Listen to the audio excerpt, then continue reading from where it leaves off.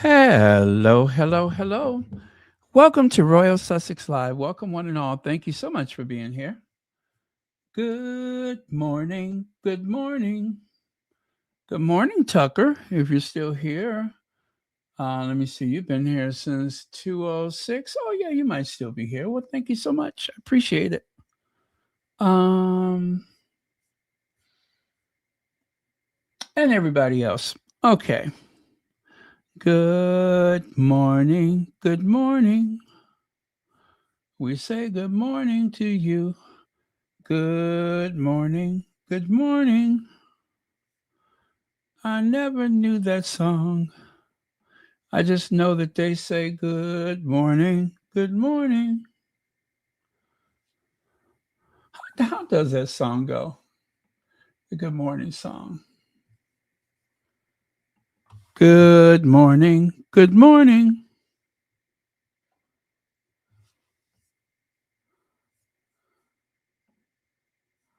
Nothing to do to save. No, that's not it. That's the wrong song. That one's by the Beatles.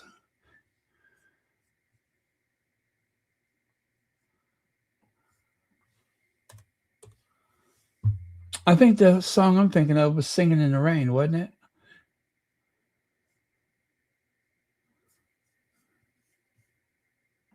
I think it was Singing in the Rain.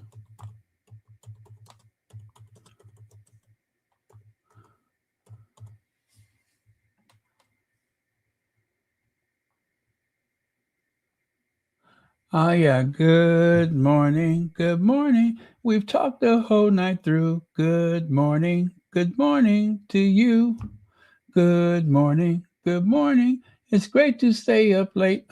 Good morning. Good morning to you. Hmm. Yeah, I don't like that song.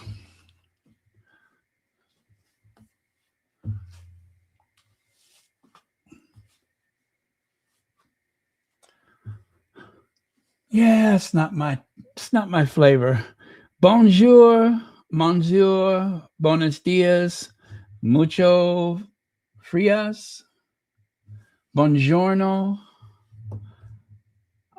machigiorno, montigiorno, montigiorno, guten morgen, blackish morgan, good morgan, no, good morning to you, waka laka laka, oh yeah, ole toro, bravo, ha ha. What a weird song. I guess I have to hear the whole song. Anyway, bonjour, buenos dias, um, buongiorno, guten Tag, guten Morgen. um, oh, wait a minute. Where's my slides? Oh, I see what I did. I didn't add the thumbnail to it. I was too busy saying, good morning, good morning. Okay, I'm not going to get that going again. Oh, what the hell? Good morning. Good morning.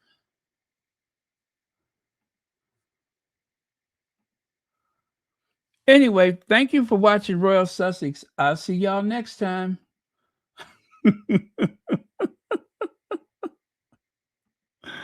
Oh man, that'd be funny if I just said good night right now, wouldn't it? Or good morning. Good morning. Good morning. Okay, I'm just stalling. I'm bringing up the slides.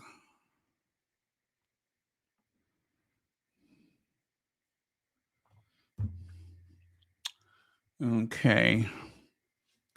I saw the weirdest story, and I'm afraid to tell it because I know some of you guys are probably cat lovers, but the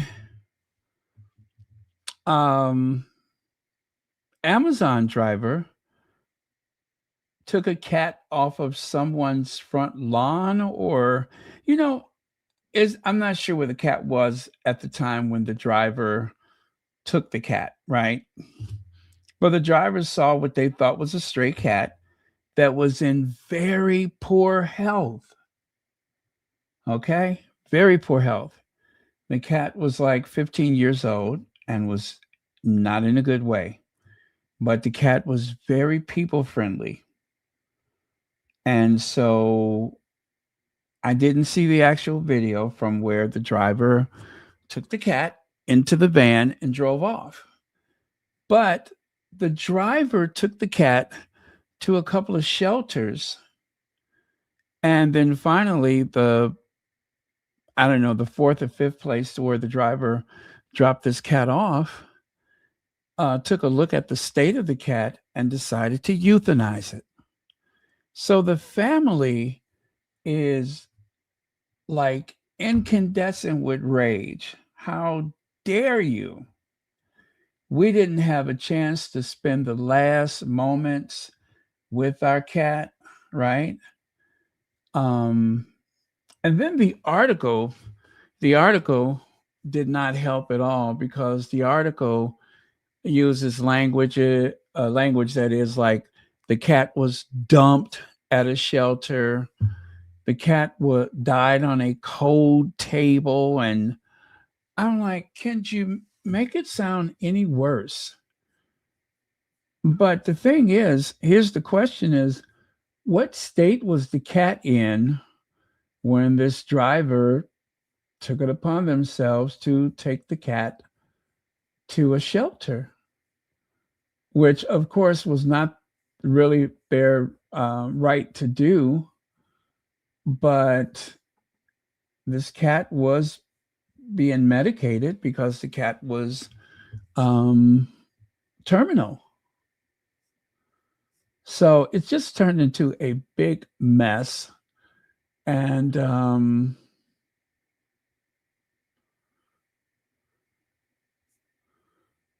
yeah, I hate that happened for that family. But then I'm thinking, gosh, what state was the poor cat in when the driver picked the cat up? Um, I probably wouldn't have touched it because I'm always thinking cats, um, you know, may be, any animal. I'm always afraid it might have rabies if I don't know the animal, of course. So I don't know. What do you guys think of that? Was the driver justified? Should the driver be punished? This family feels very let down and disappointed.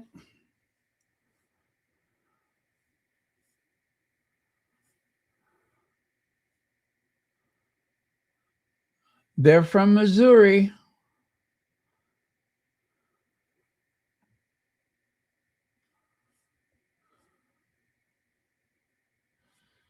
When I first read this, I thought perhaps the cat may have been tortured or something. Um, the cat shelter, well, I don't want to say the name of it, but it's listed here. And seeing how frail he was, the staff there euthanized him. And of course, the language of the article in a cold clinical room before we could reunite with our beloved family cat who we loved. And then it says here, we called all the animal hospitals within 10 miles and found out that this girl had taken him to a hospital, an animal hospital. The day after, wait, now I'll try not to laugh when I read this, but the day after she catnapped him,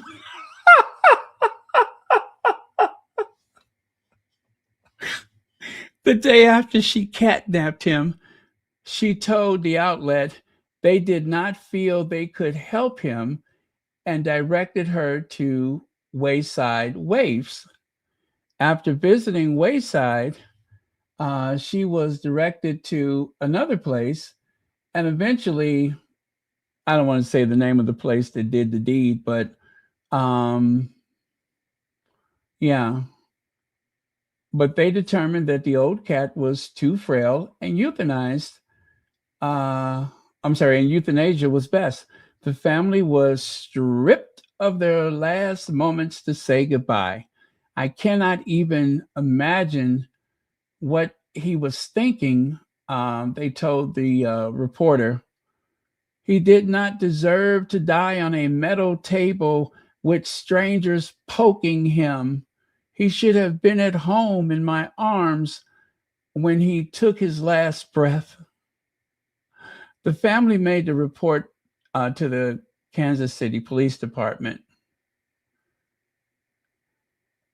So, what do you guys think? I mean, I ain't gonna lie to you. I lost it when they said catnapped. Oh, but I think this person saw a very frail cat and was hoping the cat could be treated. I'm sure that person did not take the cat into a clinical setting and say, okay, put her down. You know what I'm saying? I just don't believe that that's the case. So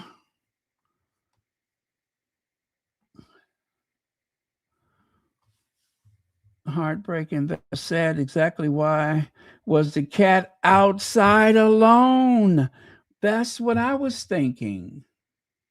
If the cat was in such bad shape, because that cat would have been vulnerable to stray dogs, other cats, coyotes. I mean, in Kansas, I'm sure they have coyotes.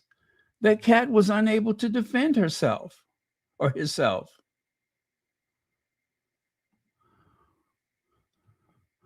Not in their arms, it seems it was being ignored. Yeah, yeah.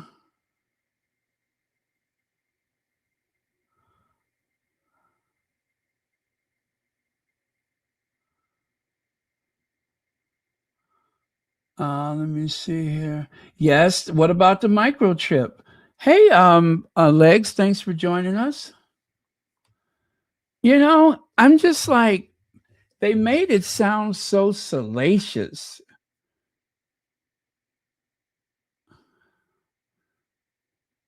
They say he would always hang out on my deck. He was very much a people person. I'm sorry, it says people cat. Very much a people cat. Sidney was frail and in the final stages of his life. That's what they told the police.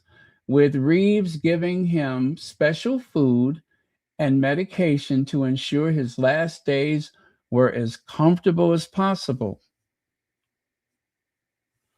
Heartbreakingly, the Amazon driver who took Sidney brought him to multiple shelters. This person cared enough to take the cat to multiple shelters before dumping him at an animal shelter. And see, look at the language, dumping him. This person cared enough to ride around with this cat. That doesn't seem like the cat was dumped somewhere. We called the animal hospitals within 10-mile radius and found out that this girl had taken him to an animal hospital on Tuesday, the day after she catnapped him. She told the outlet. They did not feel they could help him and directed her to another place. Excuse me. After visiting that place, she was directed to,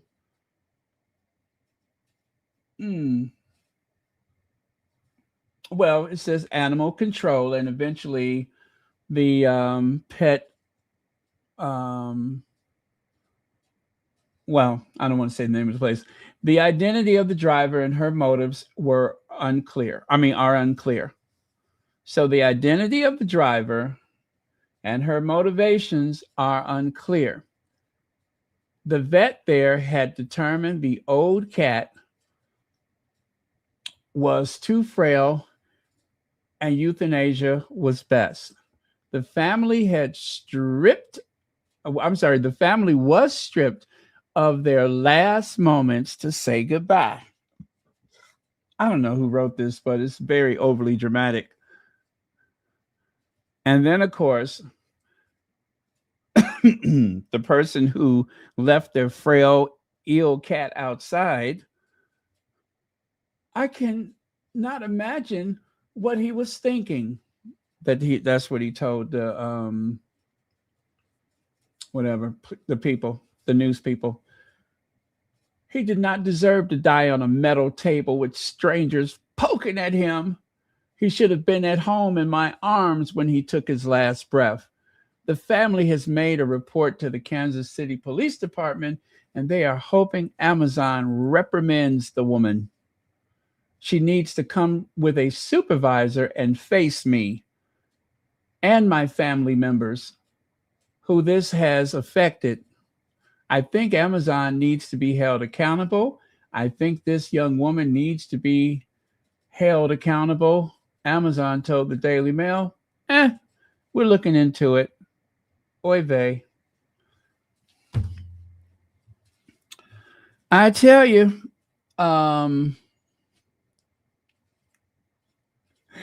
what? Now tell me you didn't laugh when you heard when she catnapped him. uh,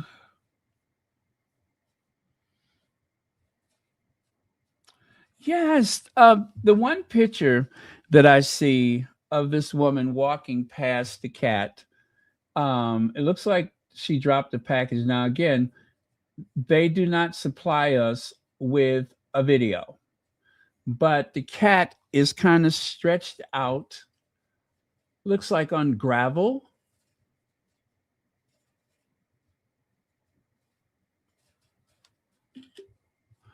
I'll show you the picture. But I just cannot believe that this person had any malicious intent. I mean, and for that matter, um, it just appears to me like she was trying to get some help for this very ill pet that probably shouldn't have been outside to fend for itself. You see there? That little circle is the cat sprawled out on the what looks like gravel to me. Now, I will admit it was none of her business to bother that cat, but she may have assumed it was a stray.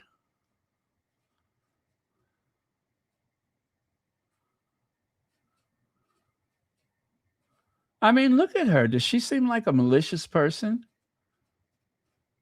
I just hate that she'll probably lose her job about something like this.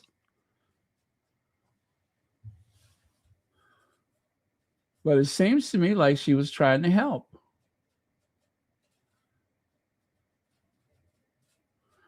The cat vanished after she drove away, and the neighbor's doorbell footage appeared to show the woman loading up the animal into the van.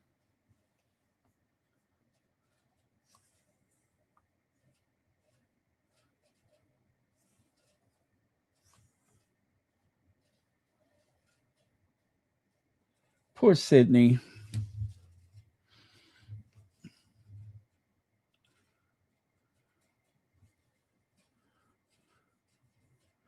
Yeah, and I'm thinking maybe um the cat may have been having seizures or something like that.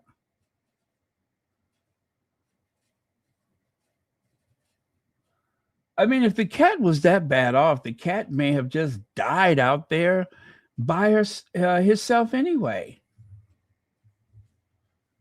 For all the family knows. Oh well. Um Again, I really hate that this happened because it looks like it's just going to be a big mess.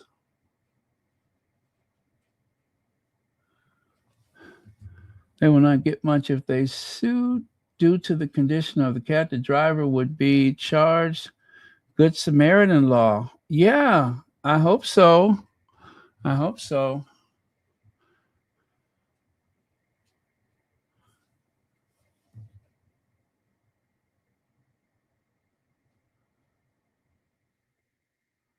Yeah. I feel like the driver was trying to do the right thing. Yes, and cats should be inside pets. They decimate the bird population. There are some cats that are like, for lack of a better word, serial killers. Um, People do not understand how many birds that they have stalked and eliminated, um, you know, over time. So, especially if you live in one of those big migratory patterns, you don't know what your cat is doing out there. But there are some cats that can catch up to, ooh, I hate to say the number, but I think I heard something like 200 um, birds and other animals in a month period.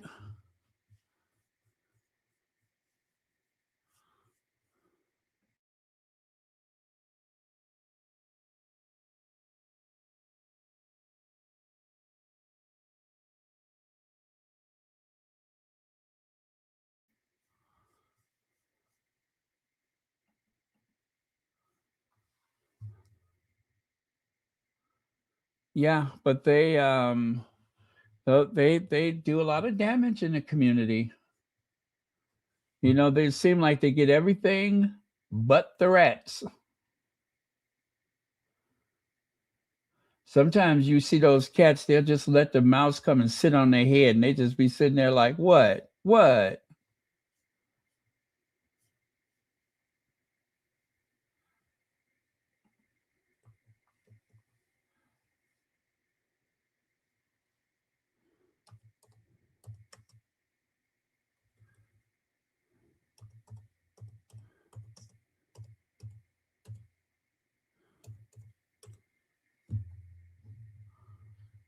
Hmm.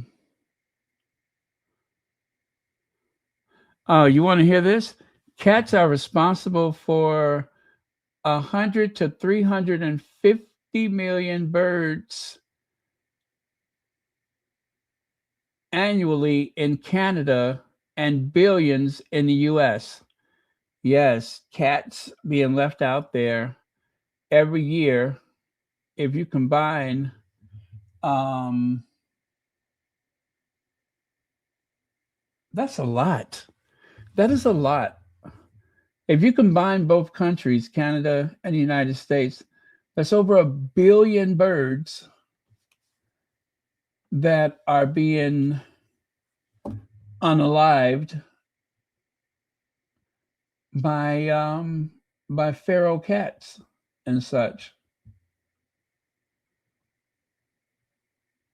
They say one study found that outdoor cats, even if they stay close to home, have a 2 to 10 times larger impact on local wildlife than wild predators. Owners often underestimate their pets' impact because they do not witness the majority of successful hunts. How you like that? Expert says keep cats indoors to completely eliminate their threat to local bird populations.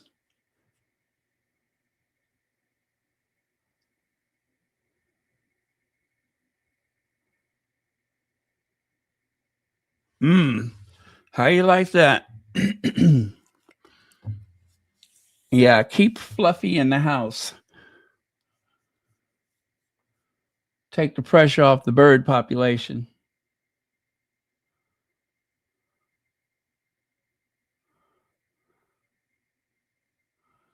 Uh, well, I tell you, those coyotes. That's one of their favorite food sources. And we have coyotes in Chicago. We have coyotes, skunks, possums, bats, peregrine falcons rather, deer in the city, deer. Um, oh, and of course raccoons. Got to have the raccoons. Squirrels, of course, and rats. Big fat rats. Okay, let's get on with it then.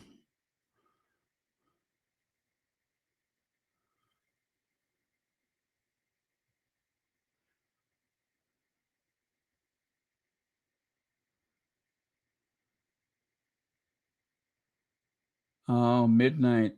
He was the bird. Oh, really? His name was Midnight?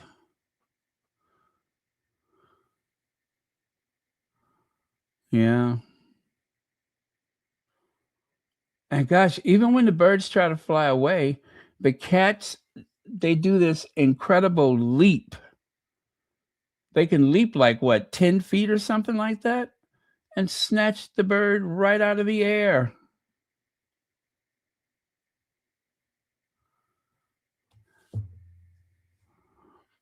Well, in the city of Chicago, the other big thing that eliminates the bird population, high rise buildings.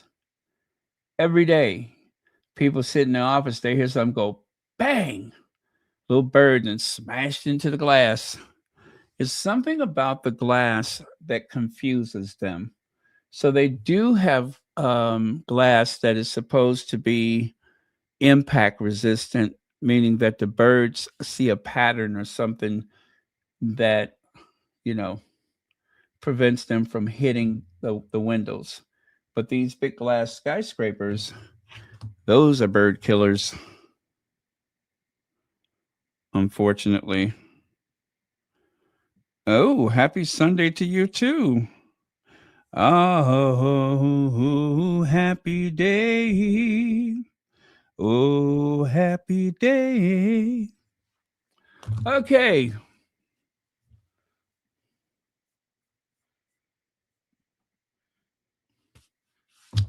I feel sad now because what was the name of that cat? Sydney. Sydney didn't even get a chance to audition for Broadway. Meow, not a sound from the pavement. Will I be delivered to the shelter of your choice in the midnight?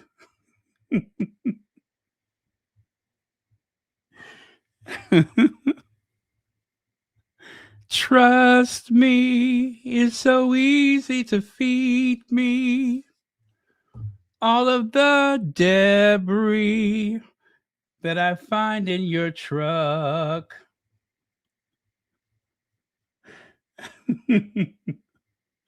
If my family really wanted me, I would be at home, but they just don't give a. Oh, I can't say that, can I?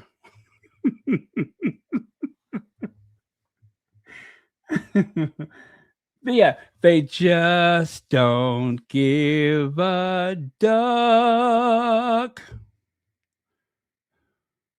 Yes, that's it. They just don't give a duck. Do you guys like the way that I come up with those songs? Right off the cuff, they all stack together in my head. Thank you. Thank you.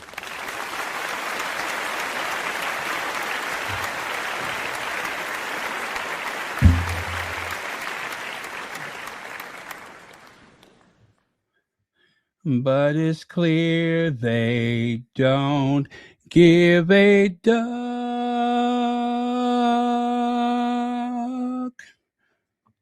They don't give a duck. All right, you guys. I don't think I can top that, so I guess I should just say goodnight.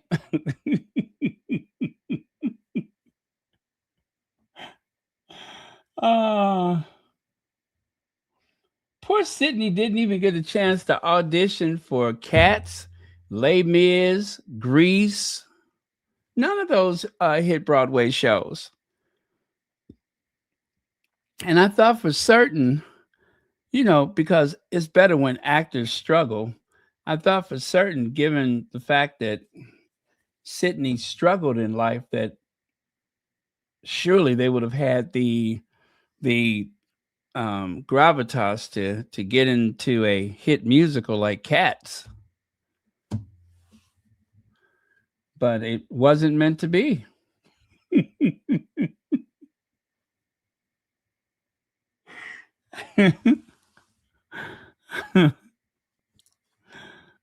um, oh well. I know, poor Sydney will never play the piano. What else is it poor Sydney won't be able to do? Oh, the Devil Wears Prada. Sydney will never see the Devil Wears Prada. Oh my God, this is more tragic than I thought it was. Oh well.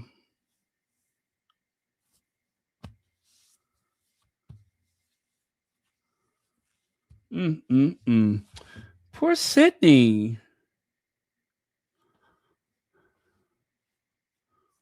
All right, you guys. This really, really, really, it stinks like kibbles and bits. It really does. It stinks like kibbles and bits. Oh, well, let me get this catnapper off the screen, who I still think was trying to do the right thing, by the way. Okay, so words for Trump. Hero, of course, Harry is the hero. And stranger on the plane. Did you hear about that? The stranger on the plane? First of all, Ukraine, day 2, the enduring scars of war from soil to soul. Oh, that's interesting. I like that. From soil to soul. There's Harry in his Halo Trust gear.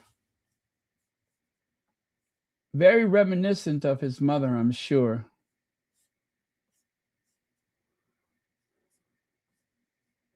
Now, oh, there we go. That's it right there. That's what I'm looking for.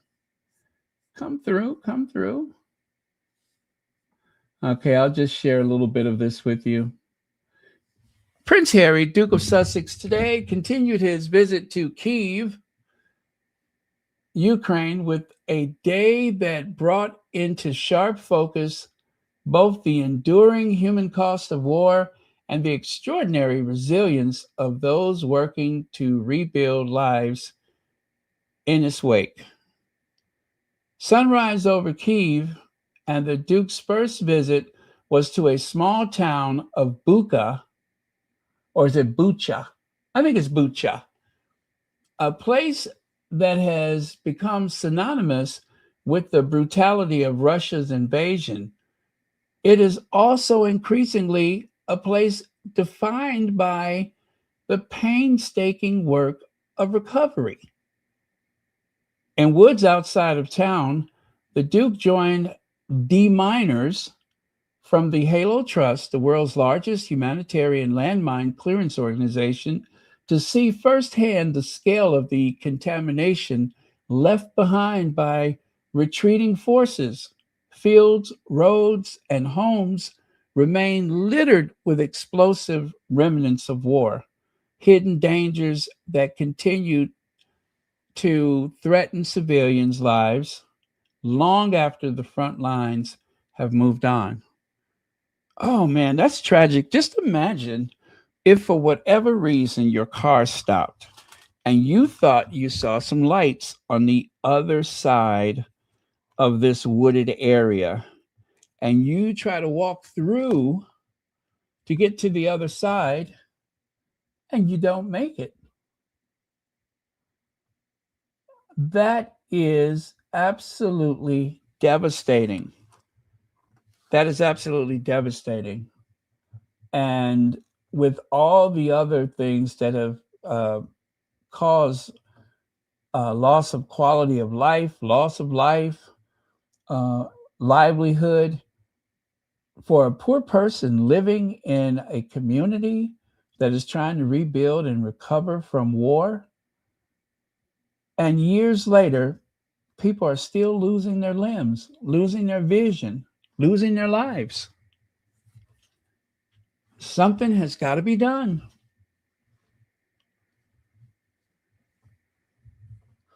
Oh, man.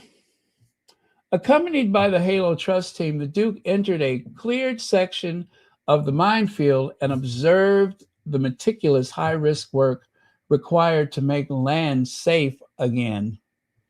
He also witnessed how new technologies are transforming these efforts, from drones that can map contamination with precision to advanced detection systems and robotic tools that reduce risk of human life to human life. Innovations is helping to accelerate what would otherwise be a generational task. So you take a look there, you can see there is some signage, but like I said, if it's nighttime and you're in your car and you want to take a shortcut or something like that, God help you. And of course, there they are in what everyone hopes is a safe space. I mean, I'm sure it is, but oh man, that's scary.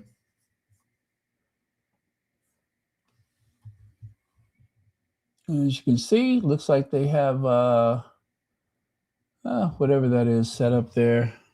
More signage that must flank the path that's safe to walk through.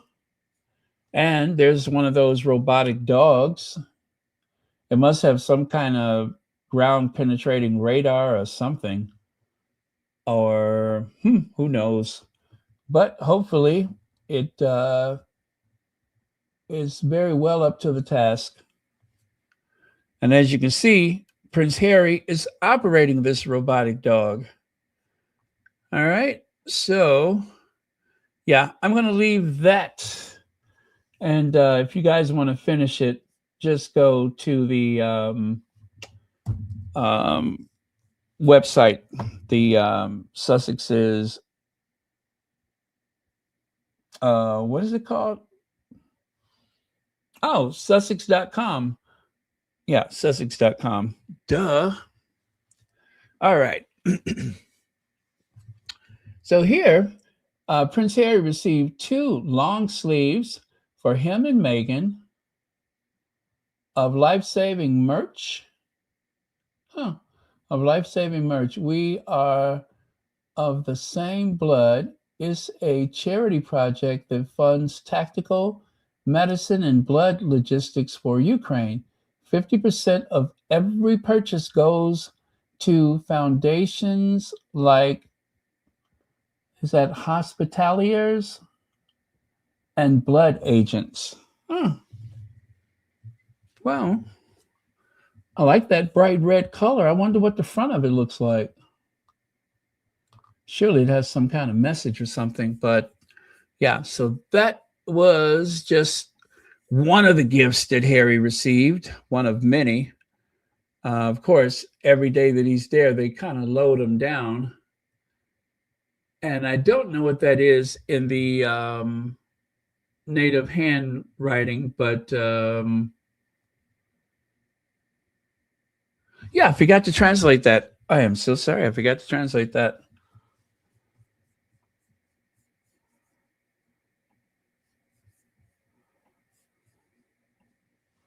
But let me see here.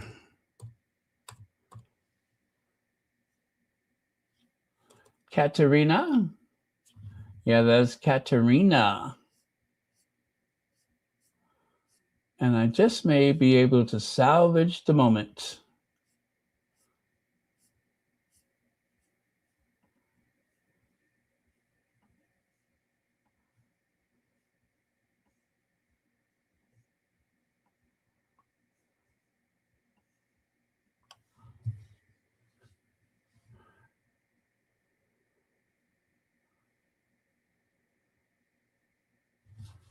Well, okay, never mind. I don't see what it says here. It says the text describes Prince Harry, Duke of Sussex, as. No, that's not what it says. It can't. It cannot. I don't believe it.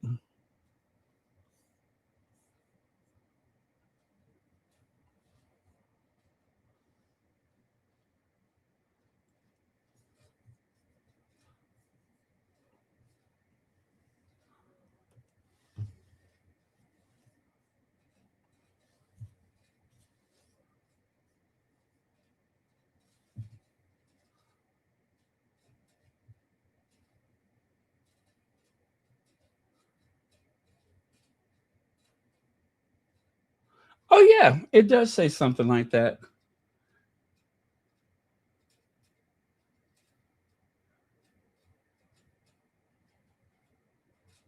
Huh. Yeah, it's you know what? It's just a text mess. Well, a response from someone. Not important. Let's move on. Now, today Prince Harry is visiting Bucha, a town in Kiev region which was occupied by Russia in 2022, and where the Russians committed a massacre. So Harry, of course, loves Ukraine, right? Harry hates war, even though he's a veteran. So get him emotional and put him in front of a camera. What could possibly go wrong? What could possibly go wrong? Nothing really. But he did speak his mind, which of course I appreciate. But I ain't gonna lie to y'all. Ooh, that make me nervous? That makes me very nervous. Only only because I don't want people to weaponize his words. That's the problem. Is I just don't want people to weaponize his words. Sorry about that noise. So, for that reason, yes, I do get a bit nervous whenever Harry is, you know, feeling emotional and in front of a camera. I do. I'm just human. I can't help myself. But it's only that I want the best for the Sussexes. That's all. And so, excuse me, he is a private person, but he is still the prince of the realm. So there's going to be that constant conflict there. So he's a grown ass man and I can't tell him what to do, but I am very protective of him, as you could imagine. So, where that's concerned, I am going to defend him come what may. You know that. I'm going to defend him. And while I'm defending him, I am going to drag the rest of those left behind royals because it's fun. And I wouldn't have it any other way.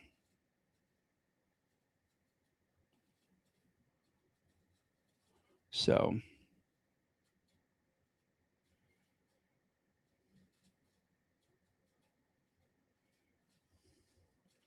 okay, I'm going to show you a little clip of Harry meeting at the cemetery.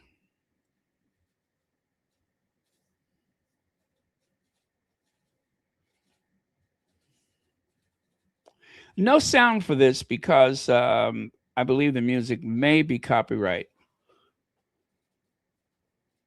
And we cannot have any copyrighted music because they like to close your channel down when you do that.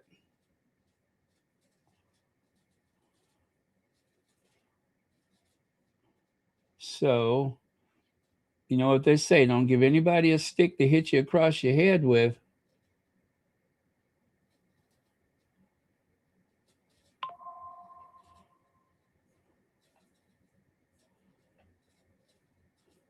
Trust me, it's so easy to feed me some of the debris in your Amazon van.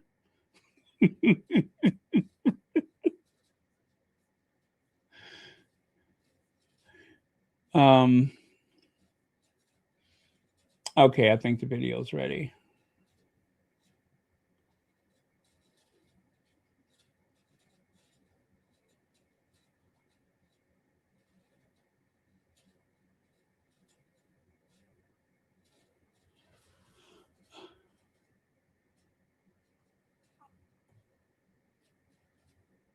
Did that work? Yes, it did. Okay, here goes. Here goes. Remember, no sound for this because per copyright.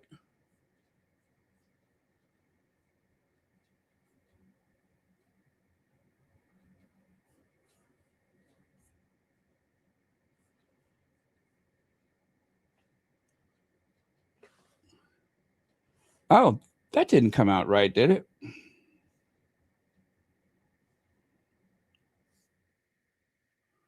Why does it still look like that?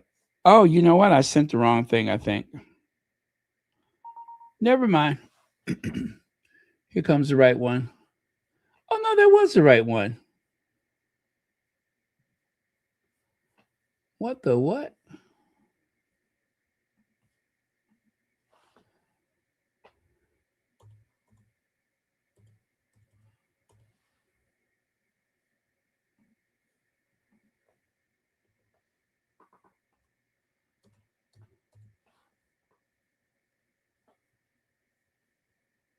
Oh, no, that's not it.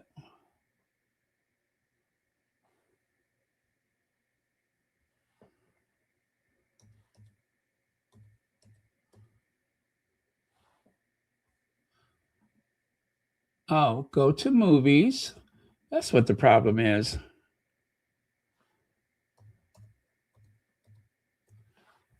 I need to hire a producer.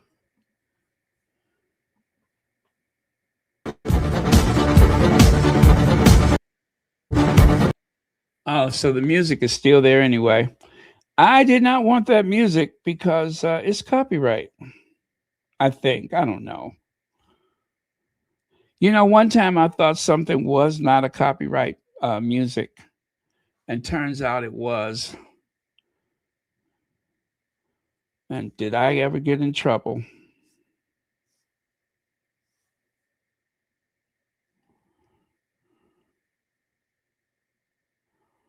They hold it against you.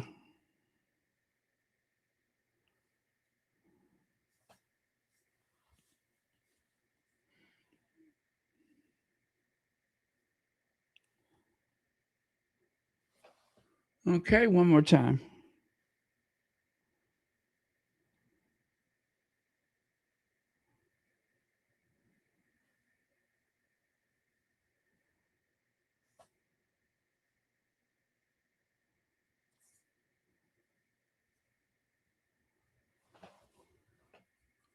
All right, there we go. I think that's sufficient. Let's get back over here.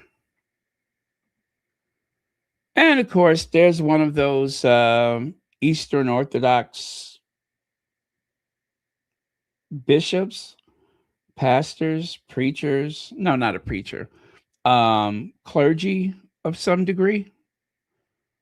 That's what we have right there. And then, of course, they went to that wall, which I believe has the names of the fallen.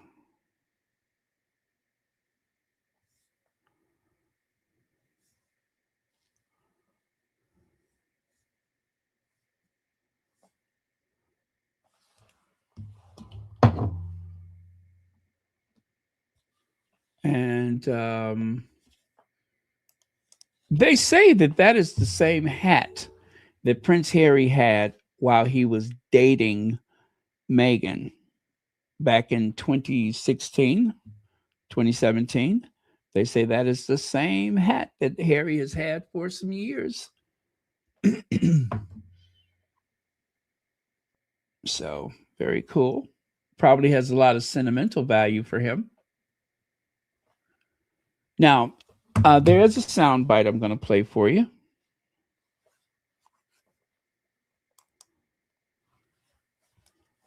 Oh, that's interesting. I thought I charged this thing up. Did it not charge?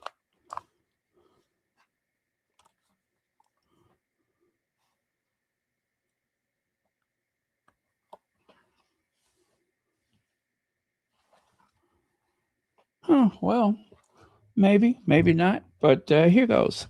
Let's play the sound for this thing I wanted to share with you.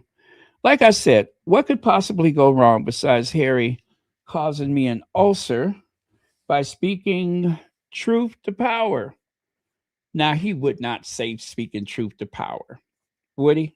He wouldn't say something like that.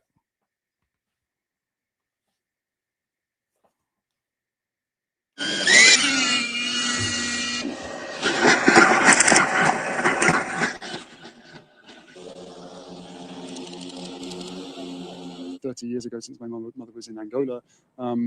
Here we are again in a new conflict. Cleanup that is going to be needed here is going to be well into the next 2, 3, maybe even 4 decades. So yeah, it's sad, it's depressing, but thank God for Halo Trust and for all the people and the donors. The world mobilizes and good people come together to try to fix some of these problems.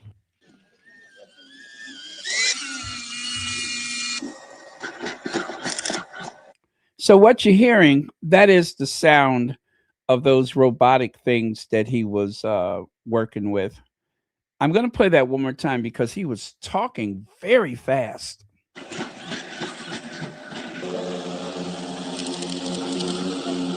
30 years ago, since my mother was in Angola. Here we are again in a new conflict. Cleanup that is going to be needed here is going to be well into the next 2, 3, maybe even 4 decades. So yeah, it's sad, it's depressing, but thank God for Halo Trust and for all the people and the donors. The world mobilizes and good people come together to try to fix some of these problems. Okay. That was not the one. Well, I mean, it is the same interview, but that's only a portion of it. Oh, you know what? Chris Ship with a P, not a T. Actually, that's where it is. So let me get to that. So when we asked if he feels like the shackles have been removed after the Duke and Duchess of Sussex quit as working royals in 2020, he said, from my perspective, we need to feel empowered to speak truth to power. It's really that simple. What would worry me is if we live in a world where anyone in my position um, or anybody anywhere can't speak about the very things and the realities that we are seeing. He told us we did not want to feel gagged, he said, because everything is considered too political. Oh, Harry. I fundamentally disagree with that.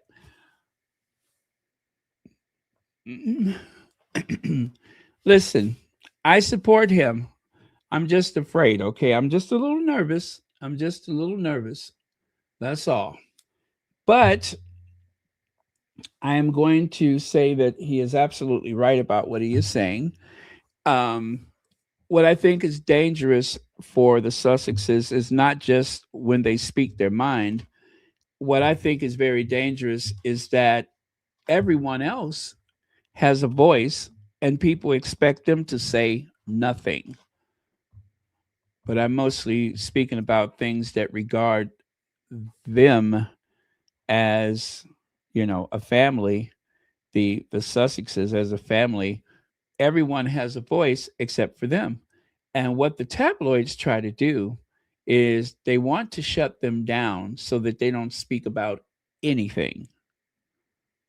But on principle, you cannot disagree with the idea of clearing landmines that should not exist in the first place. Because the landmines inevitably cause more damage to civilians after war than they ever have caused anyone during a war. So that's why they should not exist. They do more damage after the fact. And unfortunately, children seem to be some of the biggest targets. Unintended consequences, well, it depends on where they put them. It depends on where they put them. It depends on whether there's an active genocide going on. So there you go. But I feel Harry's pain. He's very frustrated um, because there's so much more that could be done.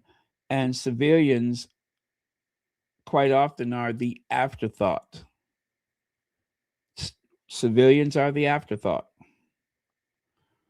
And people have to live in these places, in these spaces. So, anyway, cheers to Harry for speaking truth to power.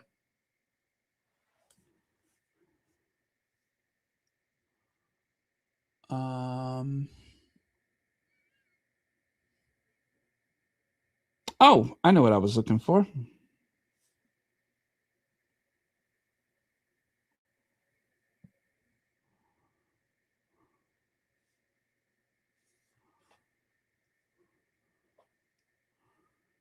Oh, to the squatty that just sent me a PayPal. Thank you very much. Thank you for being a friend. I looked and saw a PayPal again. Yeah, thank you for being a friend. I looked up and saw the PayPal again. I'm working on it. I'm going to do something with that and make a song.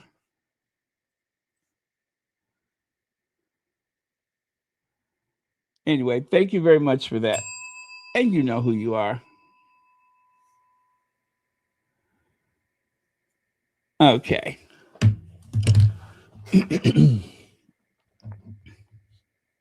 Thank you for being a friend.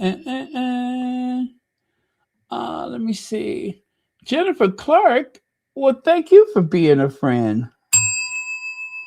And if I threw a party, picked up everybody's cat, I knew you would see the nearest shelter is by me.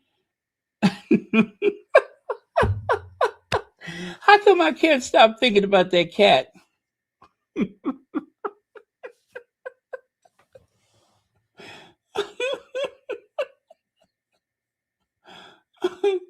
Huh.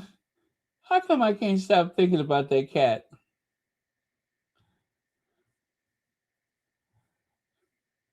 And if I threw a party and invited every cat I knew, you would see the biggest shelters near to me.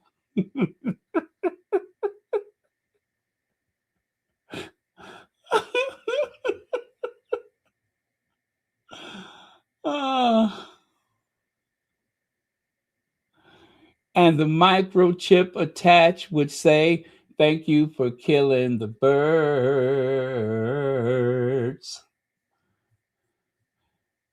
Maybe you should have gone after the rats. Yeah, next time, get those rats." Because it rhymes with cat. Um,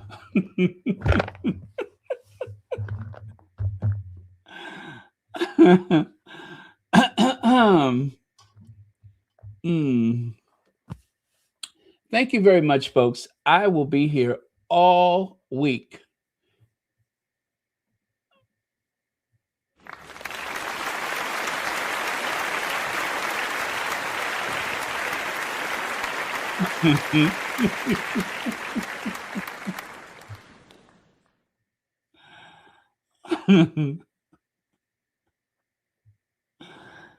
um, well, what if it wasn't Golden Girls? What if it was Facts of Life?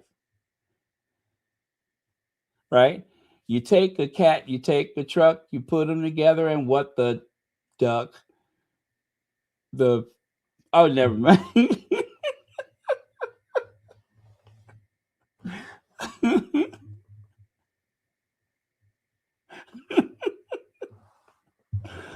Oh.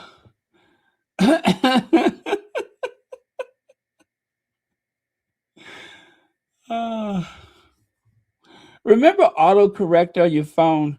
You try to cuss somebody out, and well, at least this hasn't happened to me in a while because maybe I went into the settings because I got tired of duck popping up on my phone.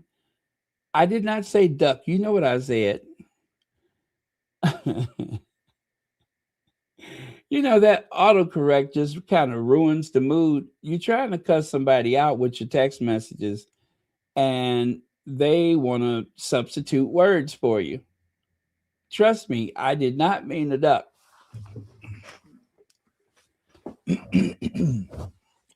Anyway, what was I talking about? Oh, we were talking about Harry's fundamental right to disagree.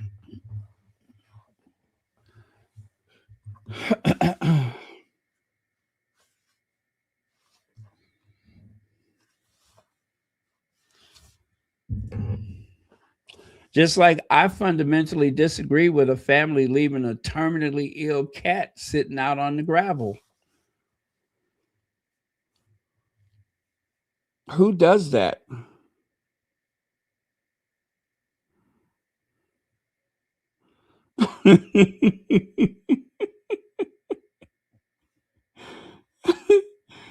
Oh, let me see here.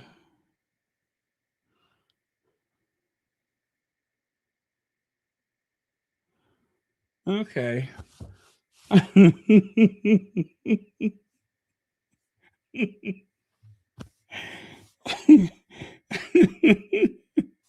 I received a message about my um, obsession with Sydney the cat.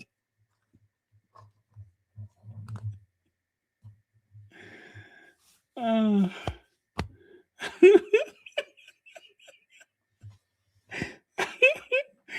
I have received a message about my obsession with Sydney the cat, which all the other cats probably are missing right now. Well, anyway, do they have vultures in Missouri? I'm just asking for a friend because I picture poor Sydney laying there with a big dark shadow that just keeps flying overhead. You know what I mean? You might think it's a dreamliner, but it's actually a vulture. I'm just asking for a friend.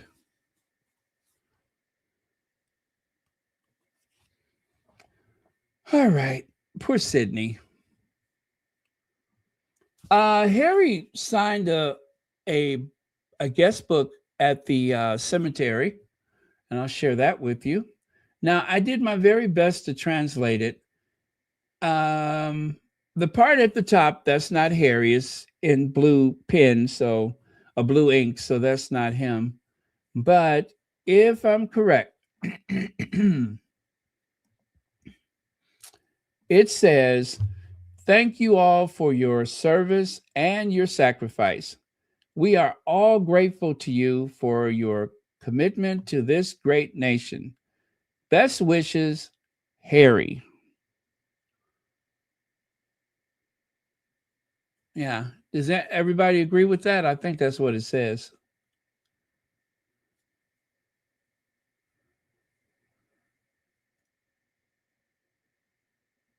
I guess I could have counted how many words there were just to make sure. Well, I didn't want to do that. Anyways, that's Harry's message. I really, really, really am very proud of Harry. Very, very proud of him. He has a good heart. Again, this is the Halo Trust where he was. Anyways, this slide is out of order.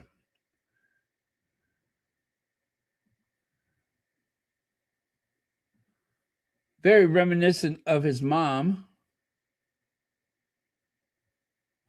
Perigo Minas. Perigo Minas. That means it's very dangerous. Perigo Minas.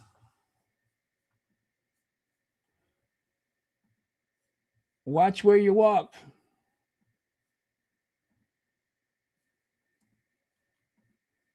Actually, I don't know what it means. Let me see.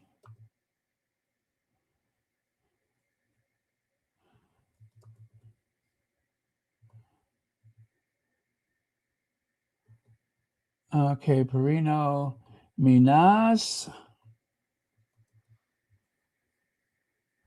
Oh. Oh, that is Spanish, isn't it?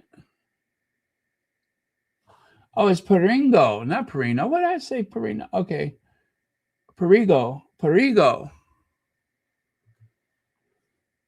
Danger. Mines. That's what it says. So Perigo is danger. And Minas is mines. Danger. Mines. Okay? So be very careful. Oh, you know what? How did I just notice that it says that by the skull and crossbones? Why didn't I see that before? See, this is why I say I need a show producer. I need a show producer. I need someone to whisper in my ear, um, hey, huh? It means danger, mines. Okay. Well, you guys have been like the show producers because y'all are always helping me out, and I do appreciate it. Because trust me, I am way over my pay grade. Let me see. The Duke of Sussex began his visit to Kiev yesterday. Oh, am I on the right thing? Oh, yeah, that is the right one. Yesterday, joining Ukrainian government representatives, veteran leaders, and the Invictus Games Foundation to focus on recovery, rehabilitation, and the role of veterans in national resilience. Ooh, that's even smaller, isn't it? What was I thinking? Anyway, it says what it says. I can't see that.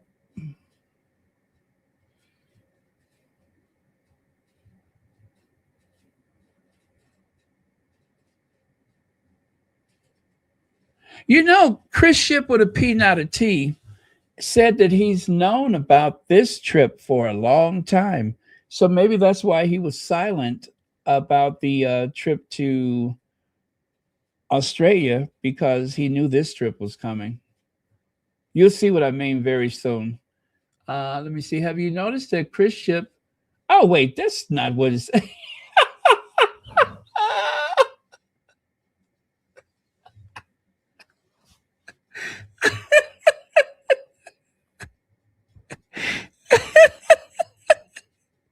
I thought that was on the picture. I thought that was on the picture.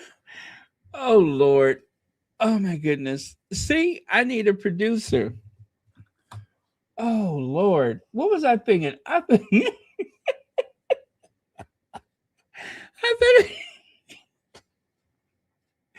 thought that was on the picture. I thought that was on the picture. Mm-mm-mm.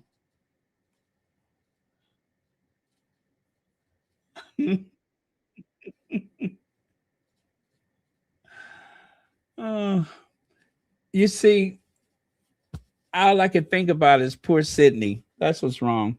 Is that I am preoccupied with poor Sydney and that ill-fated day that he was um, taken away from that hard gravel driveway where he was stretched out for God knows how long. Okay, never mind. But thank you for your comment both times. Yulia! There's Harry's friend Yulia. You may remember she drove the ambulance during the start of the war. She also managed to smuggle footage from the occupation. She managed to smuggle that, and it was eventually given to Invictus, and they were able to share some of those images so that people can see the level of brutality that was taking place at the very start of the war in Ukraine.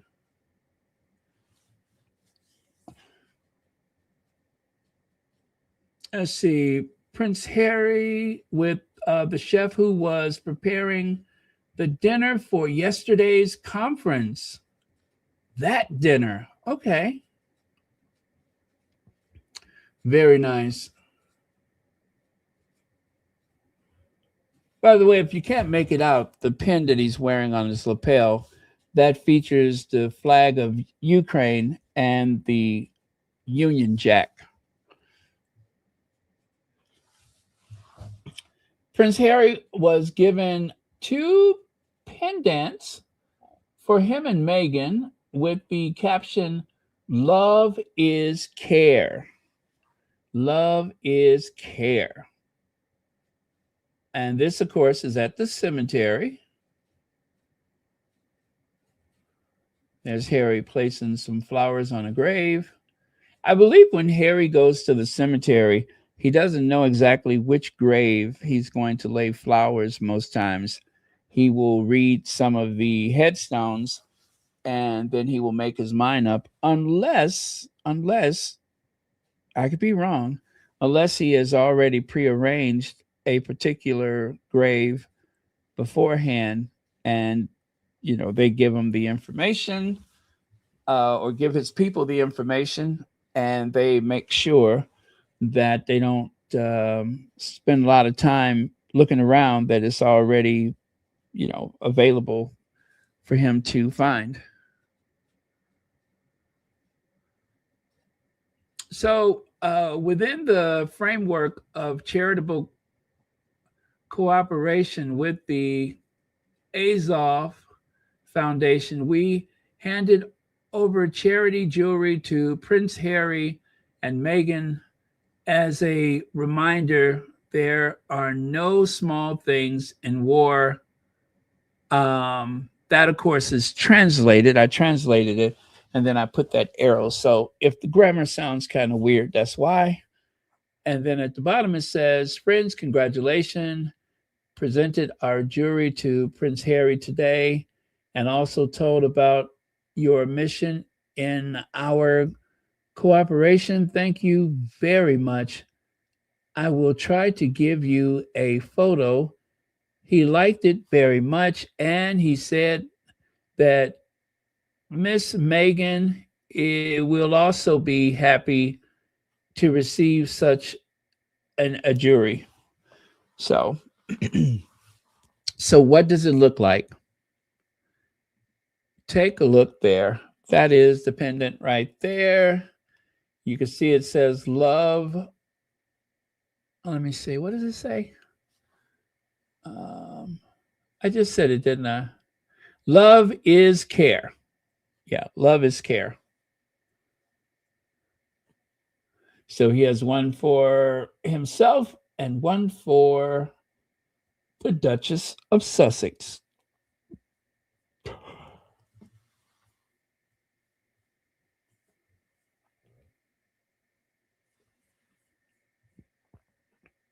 Yeah, there you go.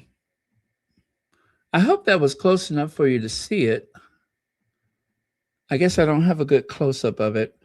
but I guess you can kind of see it. But it is really shiny. And I don't want you to think that it's not shiny in case you decide that you want to order one for yourself. And look at that case right there. You see that? It comes in that metal case, which I think is pretty cool.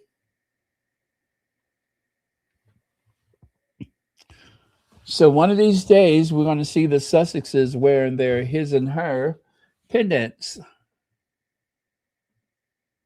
Now, Chris Ship with a P and not a T, because otherwise it would be a different kind of Chris person, right? Which I think is proper. But Zandy Sussex says, interestingly, in their latest podcast, ITV spent a good 3 minutes talking about how they've been privy to Prince Harry's visit to Ukraine for weeks. Did you hear that? They have been knowing about this visit for weeks, and they said nothing. Right? Um,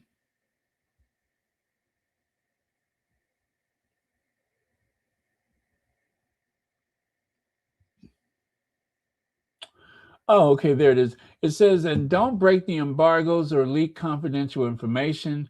They said Australia media broke the embargo, but it was actually toxic British media.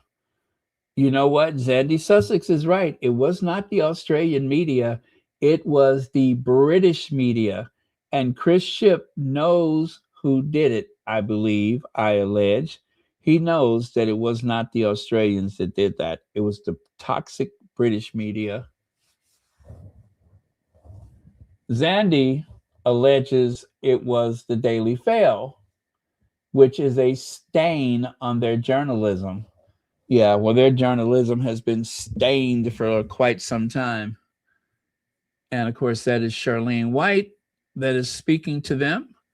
And let's see, Chris Ship with a P, not a T, could barely contain his irritation at Willie and Kate's troll army. And yet, I look at my Twitter feed, at some point this week, it was like, why is Harry in Ukraine? And he's not going to see Prince Louis on his 8th birthday.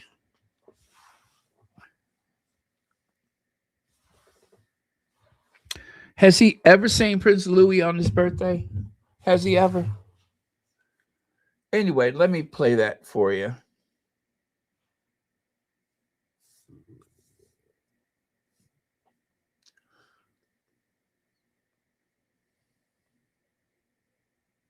Royals. I'm Charlene White, and the setup is a little bit different today because anyone who's been watching any of the news programmes over the past few days would have seen that Prince Harry is in Ukraine.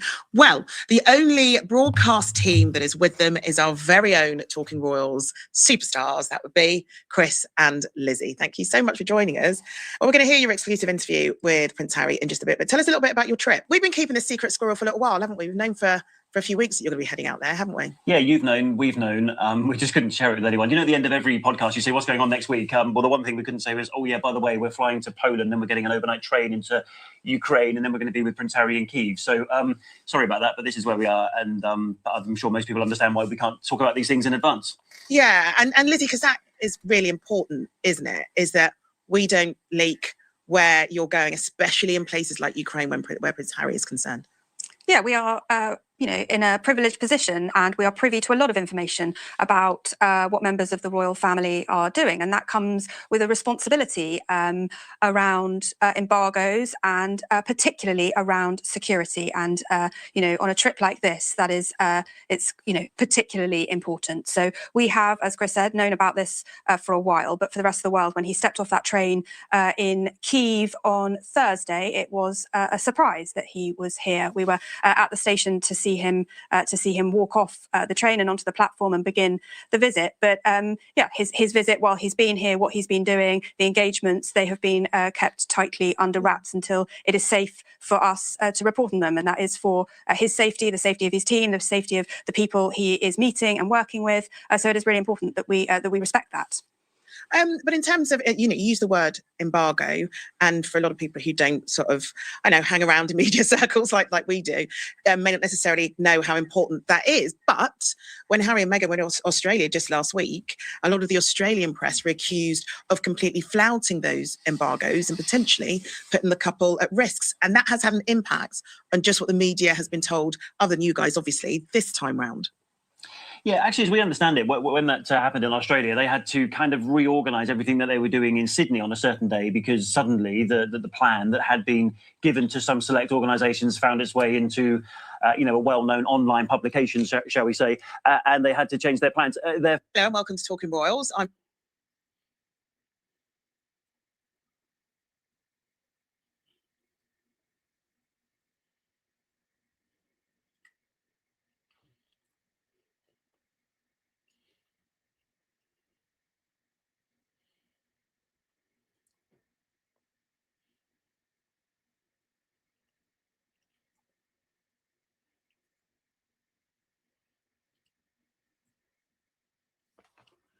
Okay. There was one more thing. I'm trying to get it queued up here.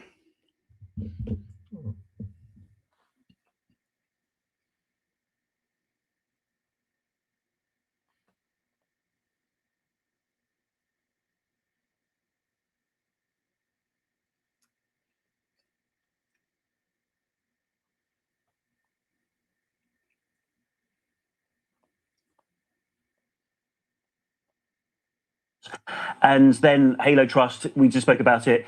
You're digging mines out of the ground, and Harry's work with that trust will bring in extra money to do that vital work. And yet, when I looked at my Twitter feed at some point this week, it was like, why is Harry in Ukraine and he's not going to see Prince Louis on his 8th birthday? It kind of makes you think, just read what he's doing here and read what's going on here. And let's just remind ourselves that Ukraine's conflict has not finished. We might be focusing on Iran because that is the big news event of the last few months. But people here are still living with the war. And yeah, you're right to say, well, Royal Tour or not Royal Tour, if you're helping Invictus Games and all the injured soldiers here, and you're helping Halo Trust, I mean, why do people got beef with that? I don't understand. And this is what. And then Halo. So there you go. That's the other thing that Zandy mentioned, is that the Rangers have lost their minds about the Sussex, about Prince Harry being in Ukraine instead of back in the UK going to Prince Archie's birthday. As if that's actually a thing. William was barely with Archie, with Louis on his birthday. William was barely with Louis on his birthday. William was at the auto race something, sitting inside of a Formula race car or something like that, Formula One, whatever that was he was in. He wasn't with his son on his son's birthday. So why put all that pressure on the Sussexes to be with Louis on Louis's birthday? That's just a bunch of nonsense. Is part of the theme of cruelty. Anything to make the Sussexes seem out of touch, heartless, and cruel seems to be the order of the day. Well, you know what, sweetie? It won't work. Okay. Don't forget, you guys, to hit the thumbs up, which is something I rarely mention. I think I've been on probably 5 or 6 times, and I never mention it, but it is so important. Trust me when I say this, that we have been impacted by the success of these shorts. The short videos, which means that there are fewer people that are looking for long form videos, which means that,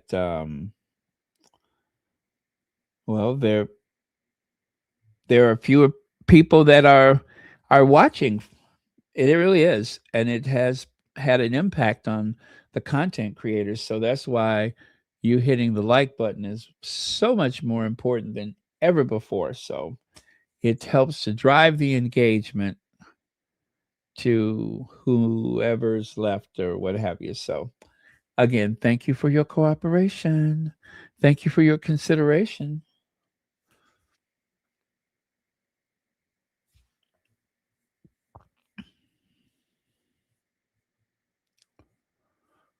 Okay. Thank you, Shirlene.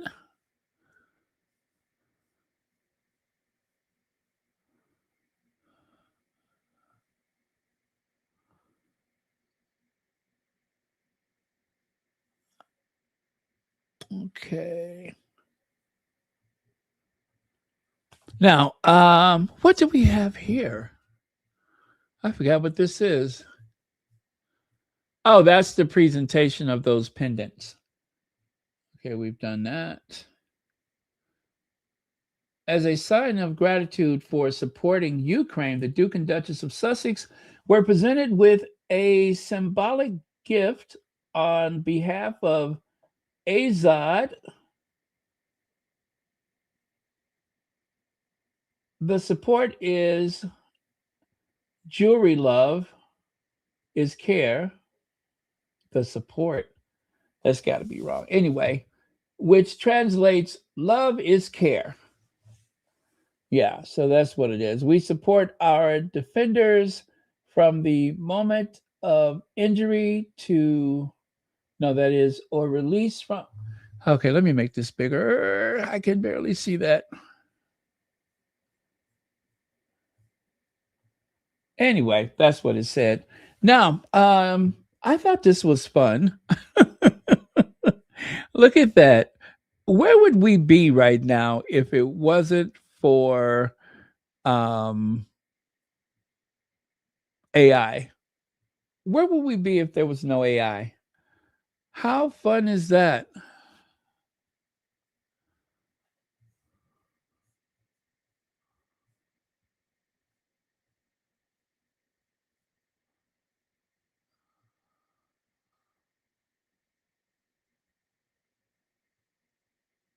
Wow.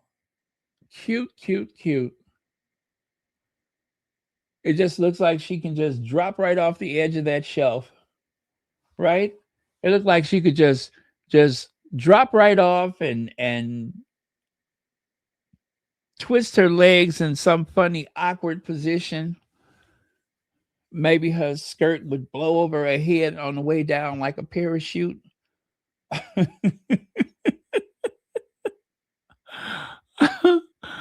I'm just kidding. I'm just kidding. Nothing of the sort, even for a doll. There's a group shot with Harry. There's Harry handling his business in the hallway with all of those power brokers. Harry on a talk show. And of course, I was crying on the flight from Australia. Then Prince Harry said 3 words I'll never forget. And that was, let me see, what was the words? Is it in the small print?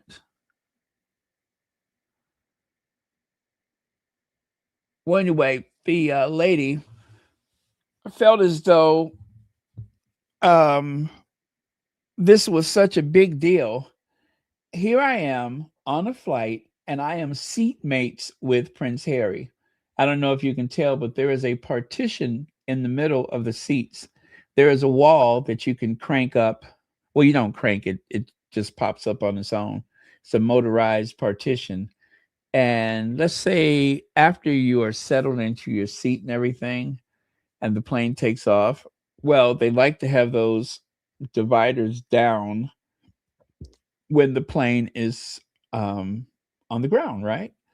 When it is at the gate. But once the plane begins to taxi, those middle parts must drop down for safety reasons. They can't have those middle parts up. And then after the plane takes off, then you can raise up the middle and have all the privacy you want. So Harry was where you see his name. And then on the other side of that stainless steel divide, you can see where the lady was seated, right? And then Meghan was across the aisle And I do believe the seat behind Meghan's seat is where their security person was seated, probably Christopher Sanchez, who, of course, is the president or CEO of that security firm. So, yeah, that was the layout. She did not know that Prince Harry was going to be on the flight. She had just buried her grandmother, and she said, "It's so ironic that you're here because usually, if something like this happens, the first person I would call would be my grandmother." So she was very, very sad about the fact that she did not have that moment to share with her grandma. But she was also very happy because this is something that she probably will never forget. That time I was on a flight and Prince Harry sat down next to me. She said he was super nice. And she also said that his wife was very nice. Now, you would think that there was nothing else to add to that article, right? Wrong. Do avoid the engagement to the Daily Mail because they don't deserve your cooperation. However, that particular what do you call it, exchange led to eventually her Facebook post saying that she met Prince Harry and that he was super nice, his wife was nice and everything. Nothing else to add to it. But by the time the person at the Daily Mail got through with it, people were surprised they took a commercial flight because they tend to favor a gas fuel guzzling private jet, which is a lie. And it was a bunch of lies like that. Everything you could think of to call the Sussexes hypocrites is pretty much the language they use. That is a big lie. To date, I have never found any evidence of Meghan preaching to people about the environment, about their fuel consumption. And to this day, I don't know of anything that Harry has said that would be so, yeah, nothing. Meghan hasn't said anything. But yet she's been lumped together.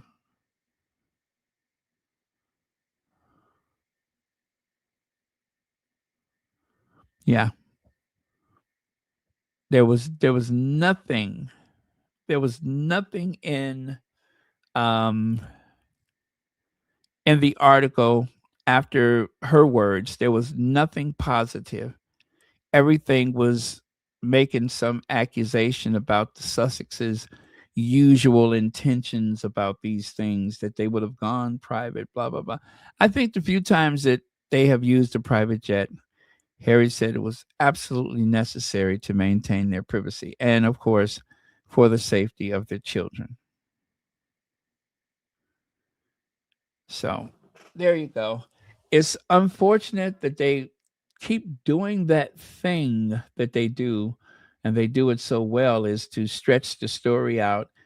But that's why I said don't even bother looking for the article. It was not a lot to it, but they tried to take the moment away by throwing all of that excess in there. But for those of you that may have already seen that, trust me when I tell you this, there is no such words from Harry or Meghan. It is Charles and it is William that are the eco warriors. They are the ones that like to put other people on the spot, even though they live in several homes, have a fleet of cars, etc., etc.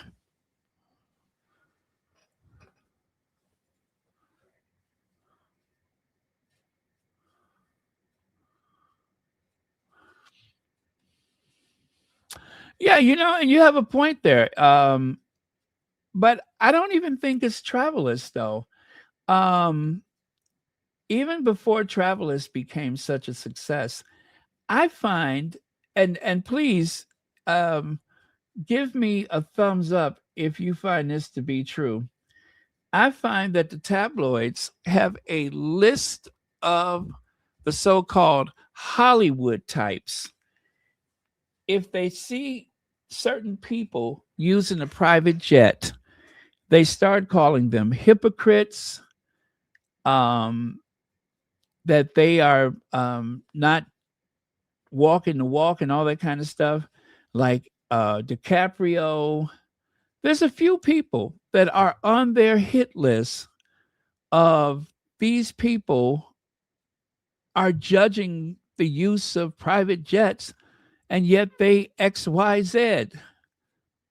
And I have yet to see any evidence of that.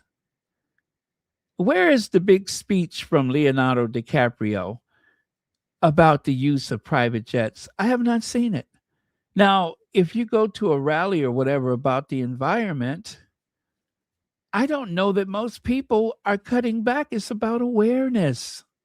It's about alternatives. And we don't know what those people are doing in their personal life. Have they gotten rid of a property that they don't use?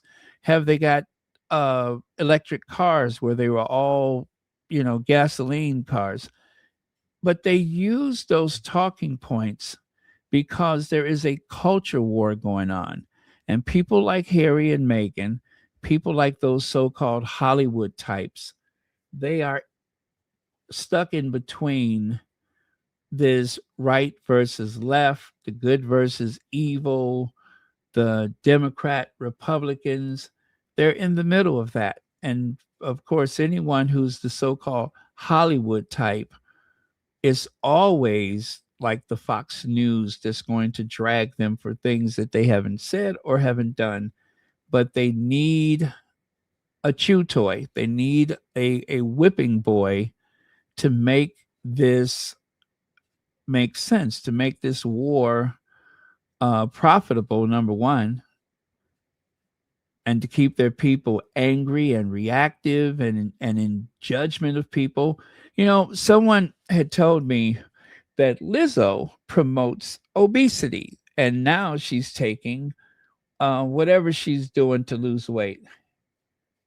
And I said, was she really telling people that you should eat as much as you want and get as fat as you want?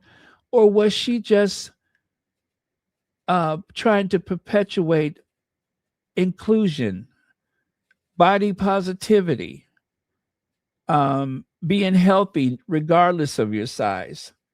Because that's the way I interpreted it. But yet, there are people who believe that Lizzo is trying to well, at least she tried to indoctrinate people to get as fat as they can and don't worry about your health. I don't recall that conversation. And yet, when she lost a significant amount of weight, there was the tabloids accusing her of being a hypocrite. So, what can I say?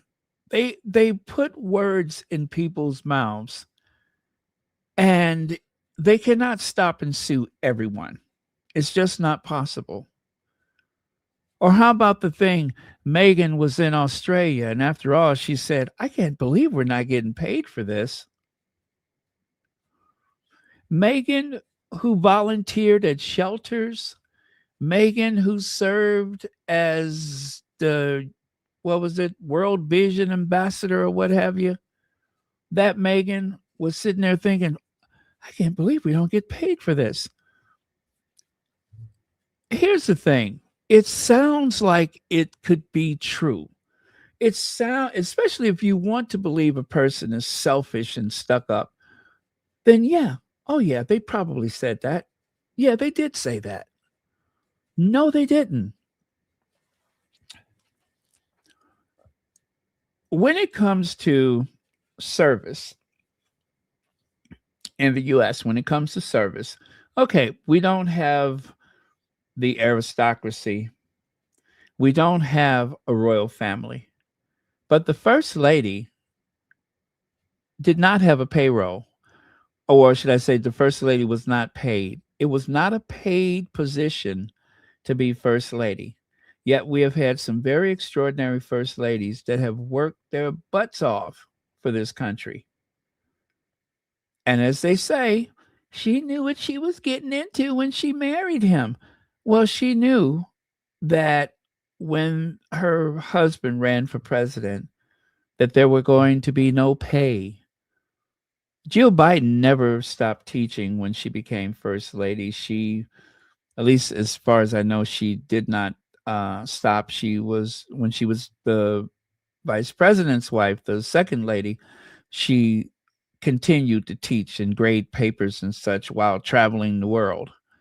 So, but being in the White House as First Lady is not a paid position. And yet some very powerful, very intelligent women have done just that, have served as First Lady.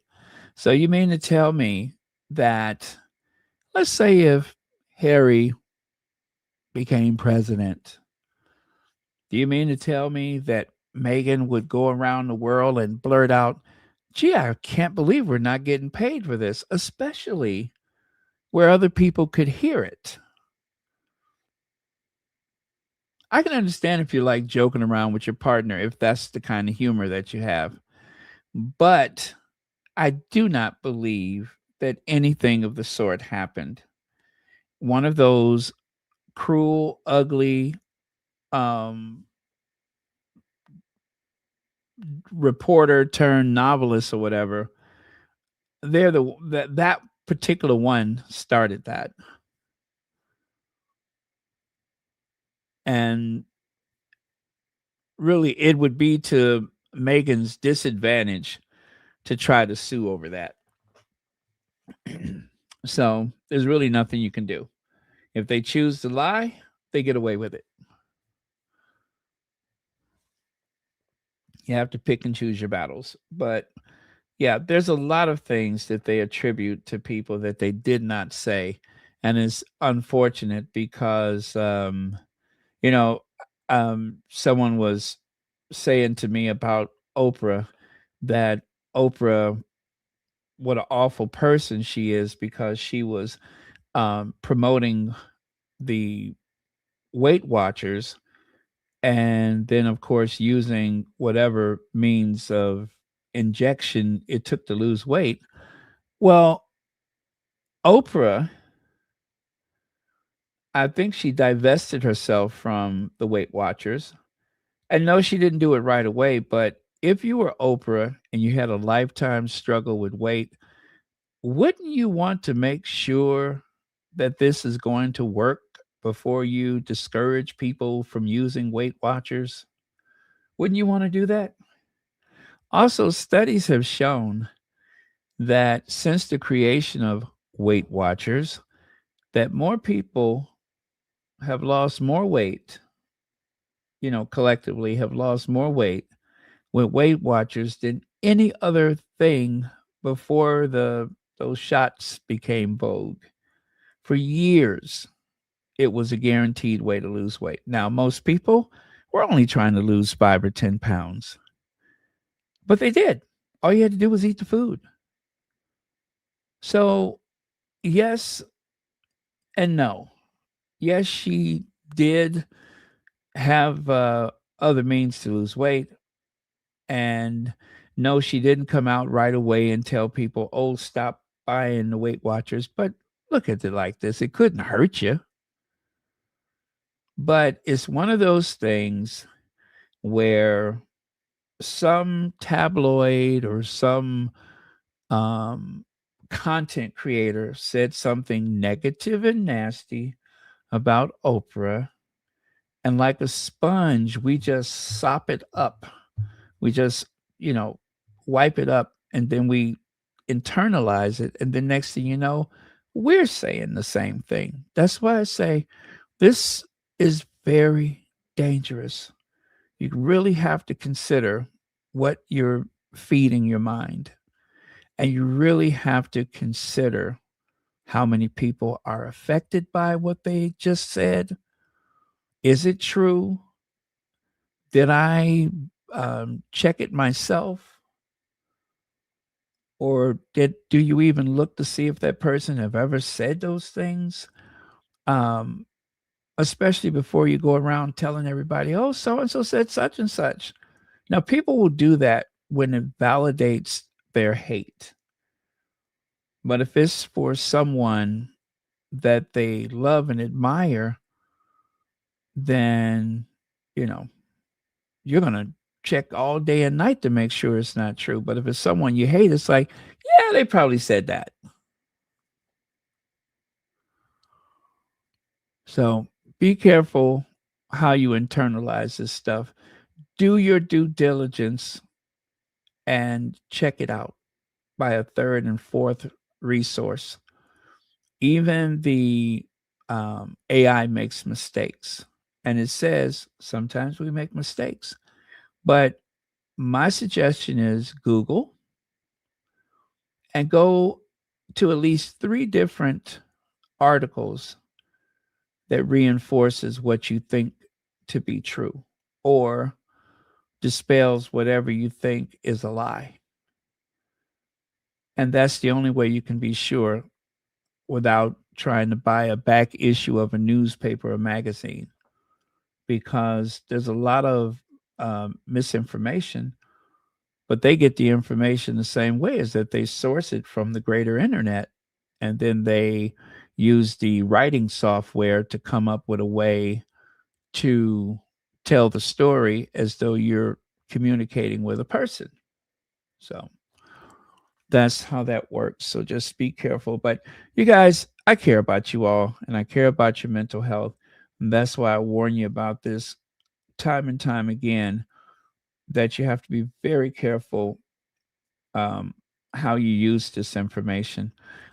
Yesterday, I posted a side-by-side picture of the Duchess of Sussex and Kitty, right?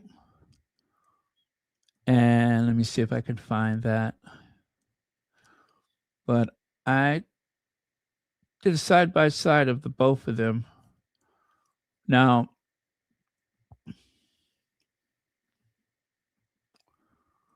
here we go.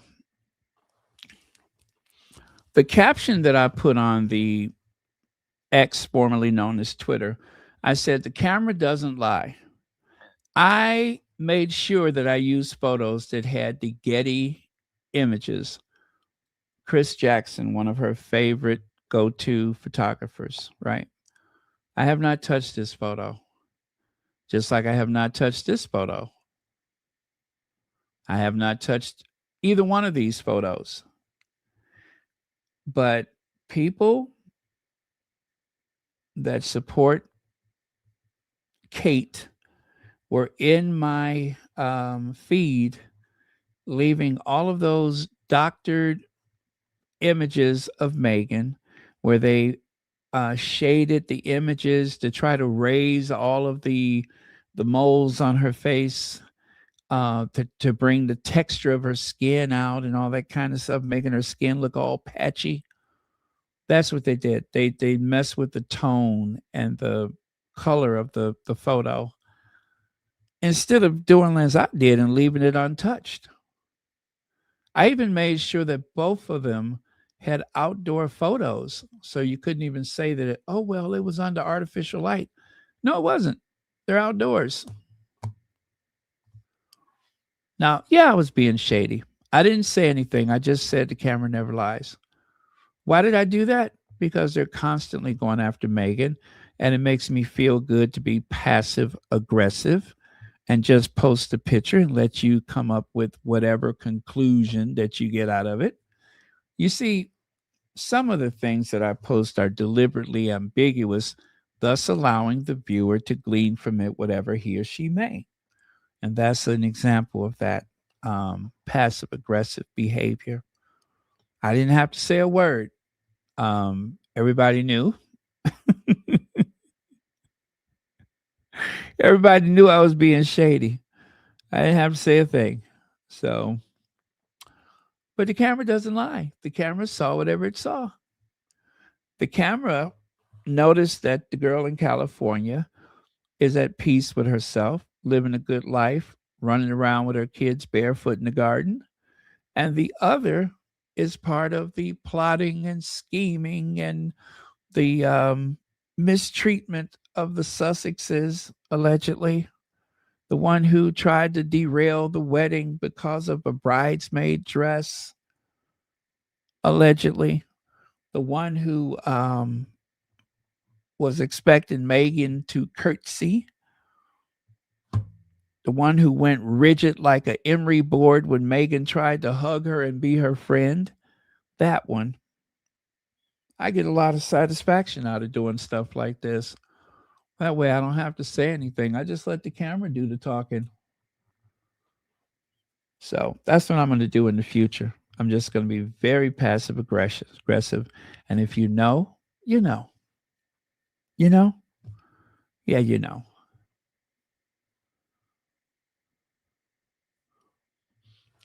Madison.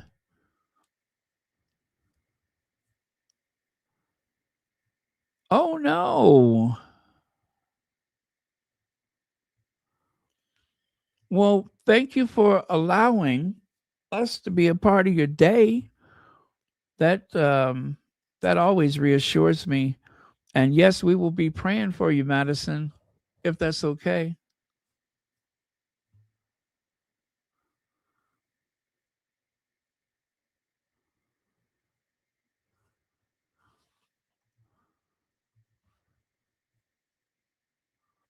Yes, we will be praying for you if that's okay.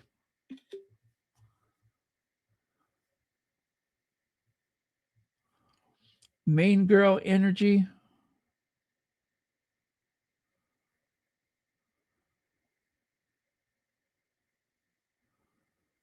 Let's see.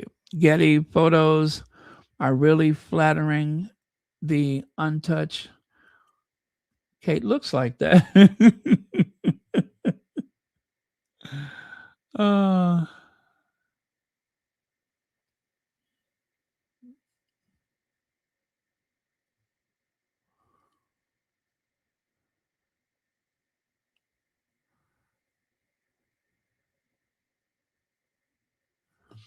oh,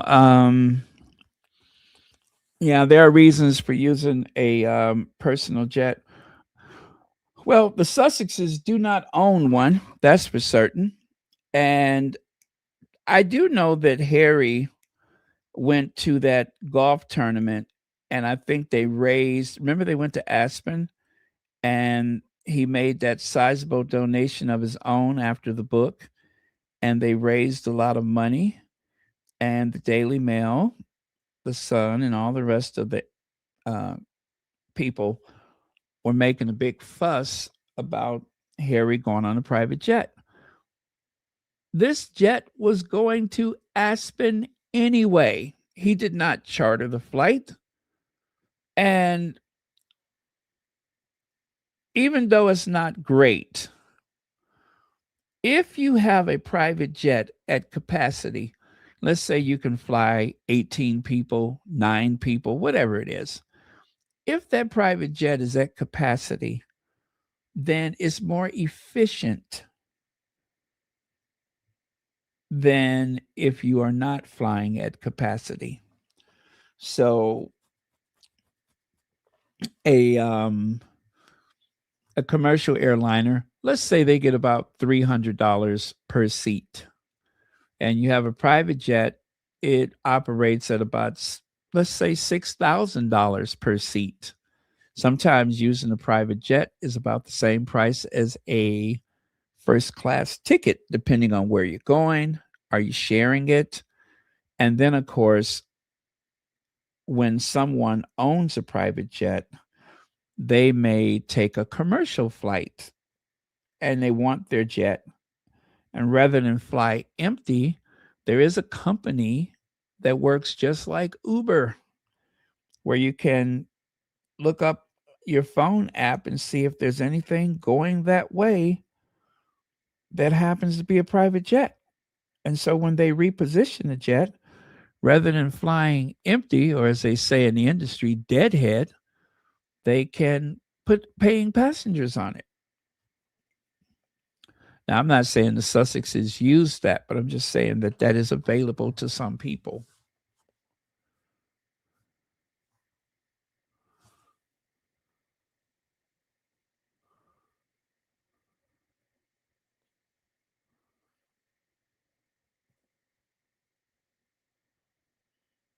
Okay.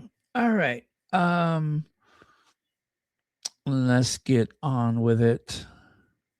So anyway, that lady, oh, I didn't even tell you what the lady said. She said that Harry told her, she said, oh, if I feel bad, my grandma is the one I would call first. And Harry said, she already knows. And the lady agreed. She said, yeah, knowing grandma, she helped arrange this whole thing somehow. It's my grandmother that made sure that this all happened, which is a very sweet thing to say. And whether it's true or not, it depends on what your belief system says. But it is interesting how certain things that would otherwise be left to chance just seem to happen. And it just seems like something that your loved one would have wanted for you. So I can think of a dozen things that have happened for me in life where I felt like there was some angel helping to make everything work for me.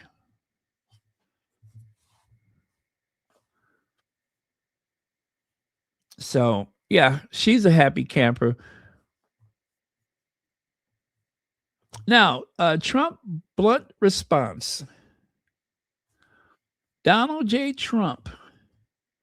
By the way, if you guys were wondering who said what, that guy right there, who seems to have caught the interest of the woman next to him.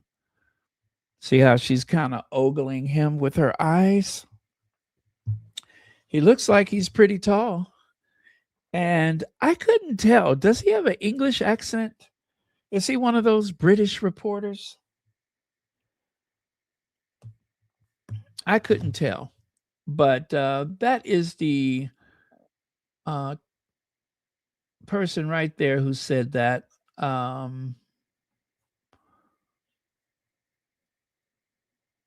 have to admit, Donald Trump was not exactly horrible, like I was thinking up until the point he finished talking.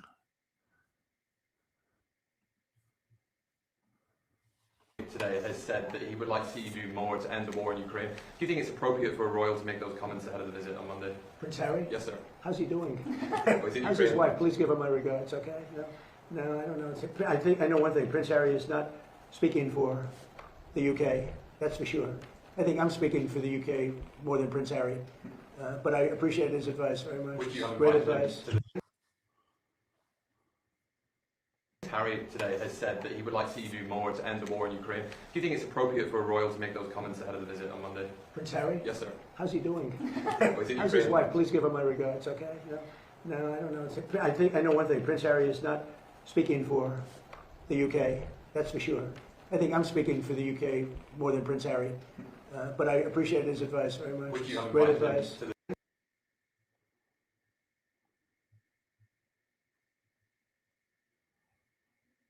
Wow. Well, who the hell does the President of the United States think he is, that he genuinely believes he speaks more for the UK than Prince Harry does? I don't agree with the manner in which Prince Harry and Meghan fell out with their family and then wrote a book about it and then sold themselves to TV to talk about it. And then there's lots of stuff you can disagree with Prince Harry on. But I would back him every single day of the week to speak more for Britain than the President of the United States. Who the hell does the President of the United States think he is, that he genuinely believes he speaks more for the UK than Prince Harry does? I don't agree with The manner in which Prince Harry and Meghan fell out with their family and then wrote a book about it and then sold themselves to TV to talk about it. And then there's lots of stuff you can disagree with Prince Harry on. But I would back him every single day of the week to speak more for Britain than the President of the United States. Who the hell does the President of the United States think he is, that he genuinely believes he speaks more for the UK than Prince Harry does?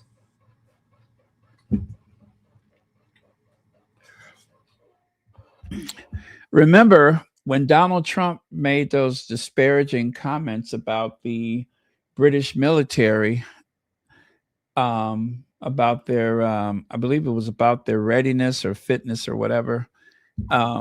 It was Prince Harry who quickly jumped to their defense.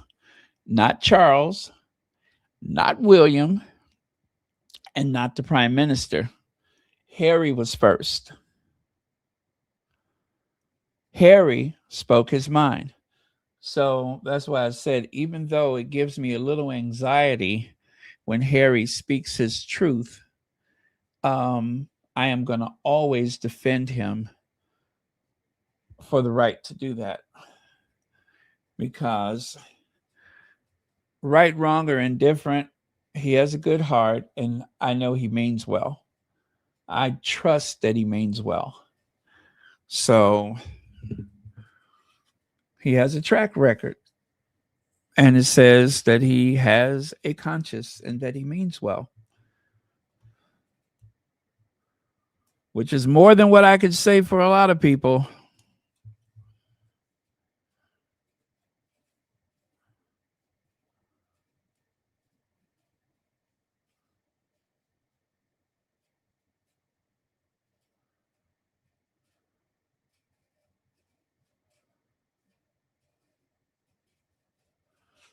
I want to see if I could share this with you.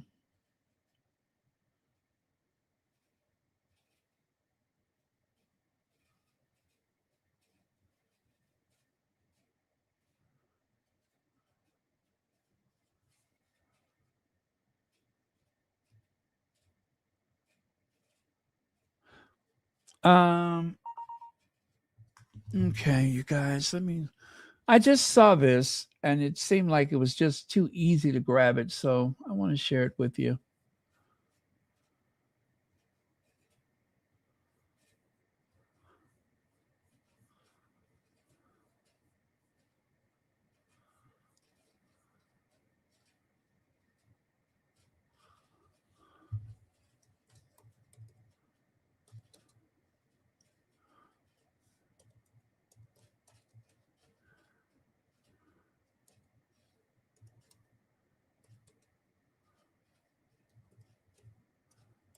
Okay, you guys, it's coming up.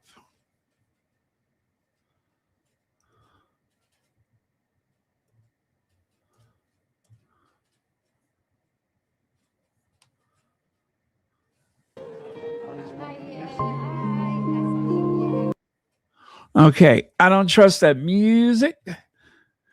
So the music may be a copyright. I don't want to take any chances. But remember this this sweet kid here?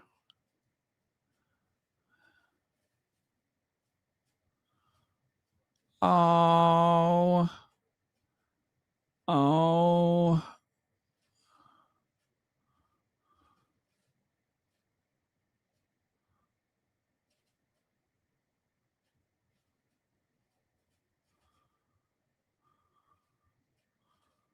Oh, how sweet.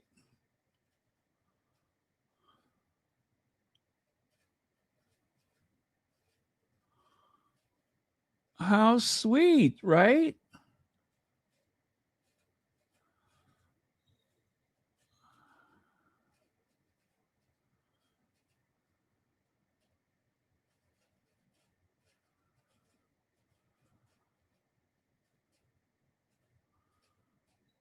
Oh, he looks so handsome in his little suit. He looks so handsome in his little suit. Harry runs right in and drops to his knees.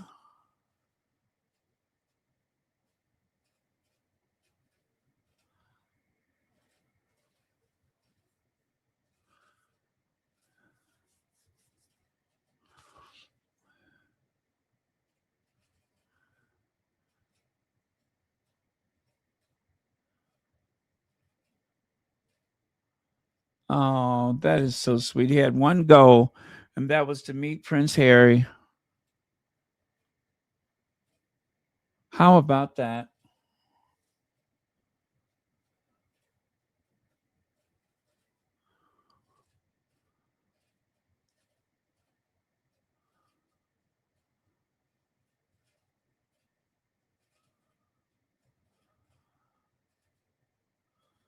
How about that?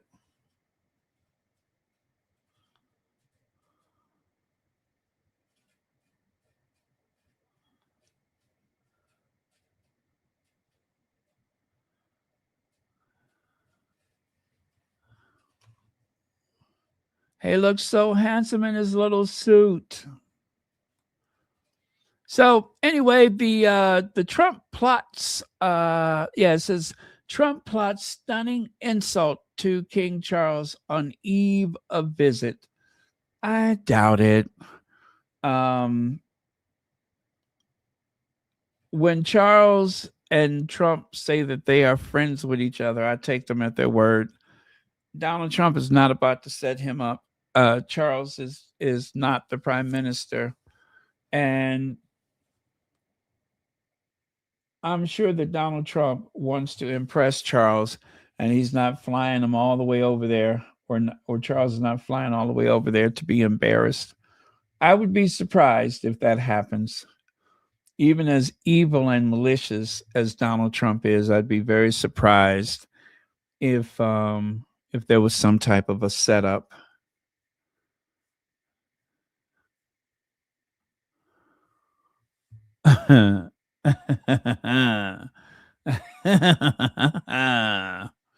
Yes, there goes Simon Bar Sinister right there. Okay, let me see. What do I have for that one? You guys remember Ministry of Hacks? Martin? Well, Martin has a thing or two to say. So let me cue up Martin. Morning.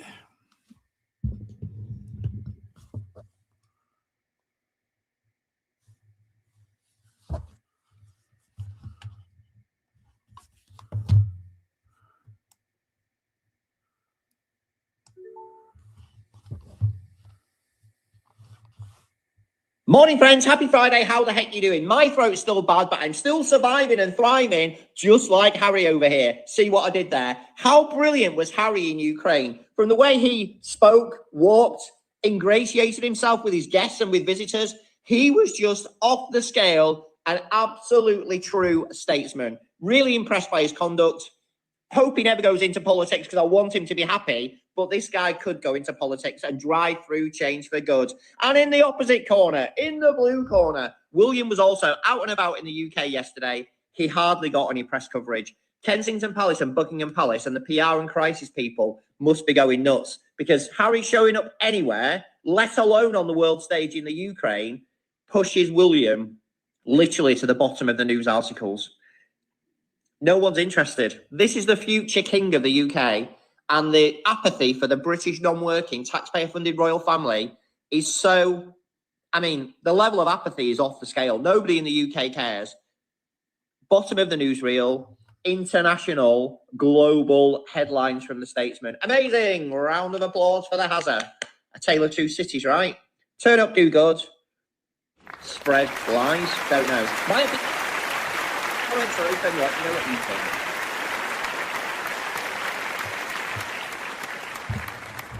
All right. Thank you, Ministry of Hacks. That, of course, was Martin from Ministry of Hacks, who you can find on TikTok. I do believe he is also on the X, formerly known as Twitter.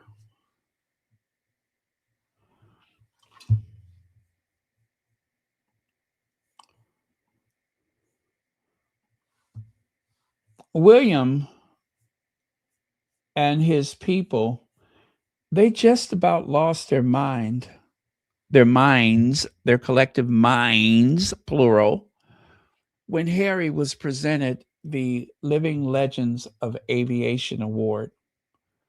Harry, of course, Living Legends of Aviation, the Pat Tillman Award. Those awards are for people, well, for living legends, anyone with any connection to the world of aviation. It doesn't matter if you have a connection to aviation, if you can promote aviation, if you are an aviator, then you are eligible for that award. Just that simple. Jeff Bezos accompanies, what is her name? Sanchez, because she's a recipient of the award as a pilot herself, a helicopter pilot who has trained other women to fly. Then she was eligible. Or let's say you're a celebrity and you own a plane. You fly your own planes. You can promote aviation. The whole point of Legends of Aviation was to promote the industry to young people who they themselves are the future of aviation. Some of the greatest aviators and aircraft builders lived on the western coast of these United States, all the way from Everett, Washington to San Diego, California. There are people that are born with, jet fuel in their blood. So that's what it's for. It's to promote aviation. It's a club. And William was jealous. Now, we all know that Harry was not just an Apache helicopter pilot. He was one of the most exceptional, one of the most talented Apache helicopter pilots. And when Harry flew to a air show in California, they didn't tell the crowd who was flying the helicopter. They waited until after Harry had done a few stunts, and then they said that was Prince Harry from the United Kingdom that was wowing the crowd with his talents. It was so great that even Rebecca English, yes, the Oompa Loompa, even she wrote about it. That's how good he was. So if anybody is eligible for that award, it's Harry. But they tried to mock him by saying, oh, he's listed among people like, what's the astronaut Armstrong? They have him listed with this person and that person and so on and so forth. Yes, they do, damn it. And rightly so. Let me tell you one of the nicest things Prince Harry did.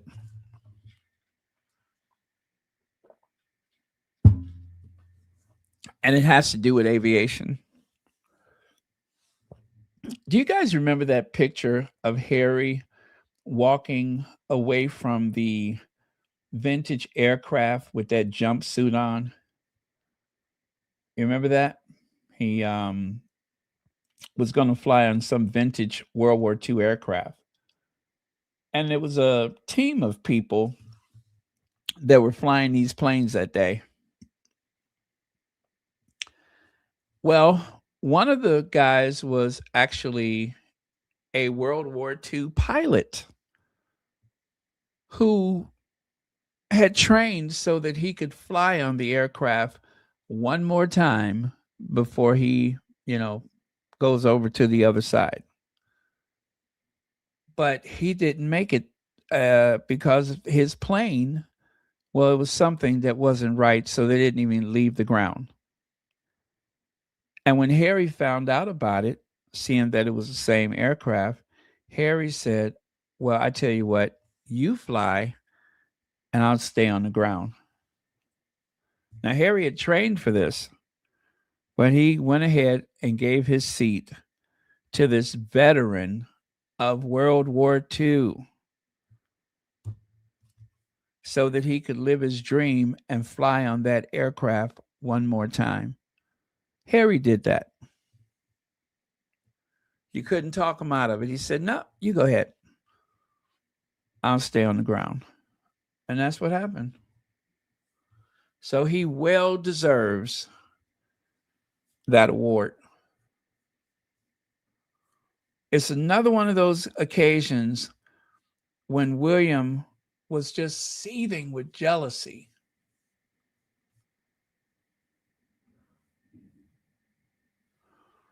But the truth is, Harry is just better at everything. Not some things, everything. He outsmarts and outruns. He outdoes his brother in just about every measurable way you could think of. And his brother is hot as crap about it. But what could I say? Them's the breaks.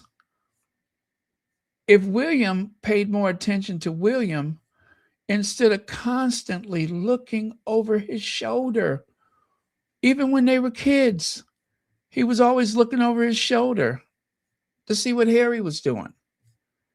Harry's the kid. You're the older one. He's the kid brother.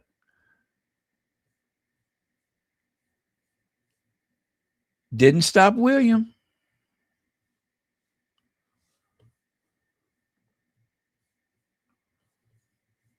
Not at all.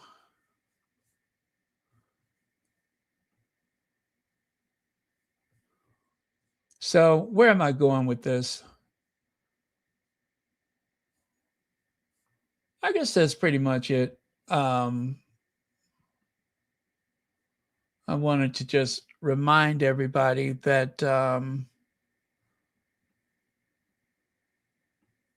as far as William is concerned, there is going to be hell to pay for this impertinent trip to Ukraine again. Harry then went back to Ukraine, and William ain't even left his driveway yet.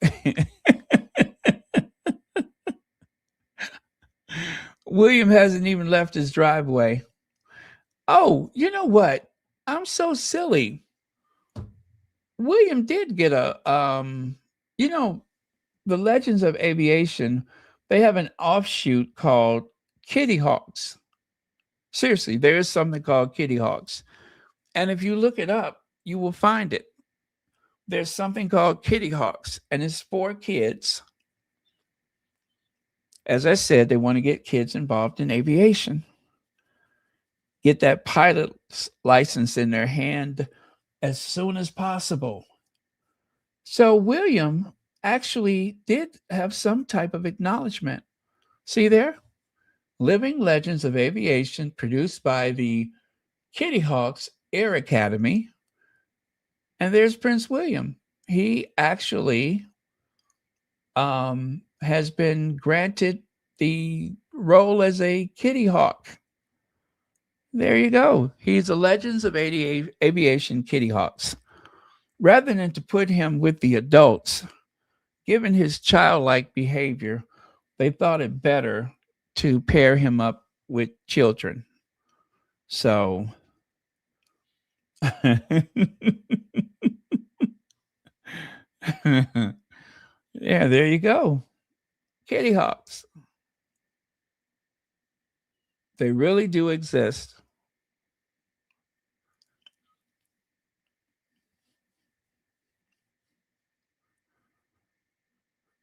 I know I'm just bad, right? But listen, they have the Sussexes on their brain. William and Kate, all they do is think about Harry and Meghan. They have what you call Sussex on the brain. Everything that they do inevitably is about Harry and Meghan. Whatever they think or feel or do, it's never enough. Harry and Meghan always are the topic of conversation. They're running the entire family. If it wasn't for them, I don't know what that clan. Why do I keep saying clan? I don't know what that family would do. Gosh darn it, I keep calling them the clan. Secret of other loves. Yeah, secret of their love story. And yeah, it's such a secret. We don't even know what it is. It's such a secret. They don't know what it is. That's how secret it is. Even they don't get it.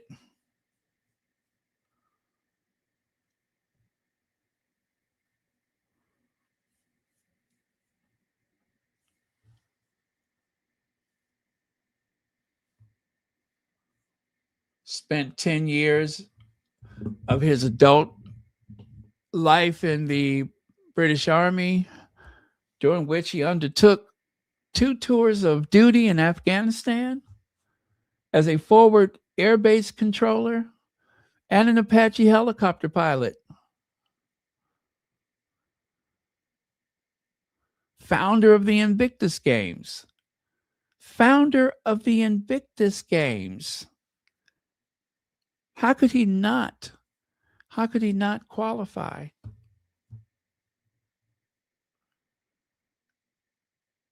Centibale, Travelers, his work with African Parks, Well Child, Scotty's Little Soldiers. It just goes on and on. And let's not forget the what is it? The 1805 or whatever, the local emergency services in Montecito, his work with them.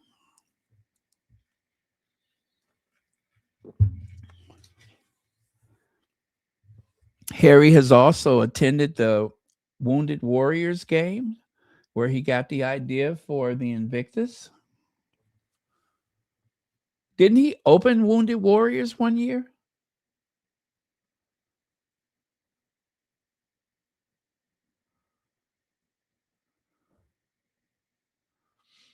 Okay, you guys. So anyway, that's it. Didn't know I was going to be on here for 2.5 hours.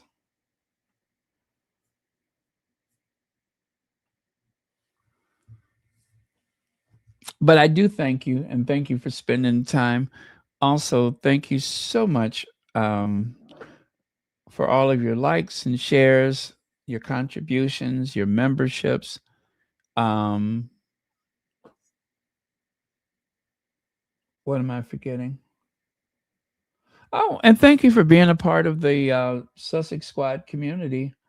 There are some of you that are very supportive of the Sussex friendly spaces, and we appreciate that.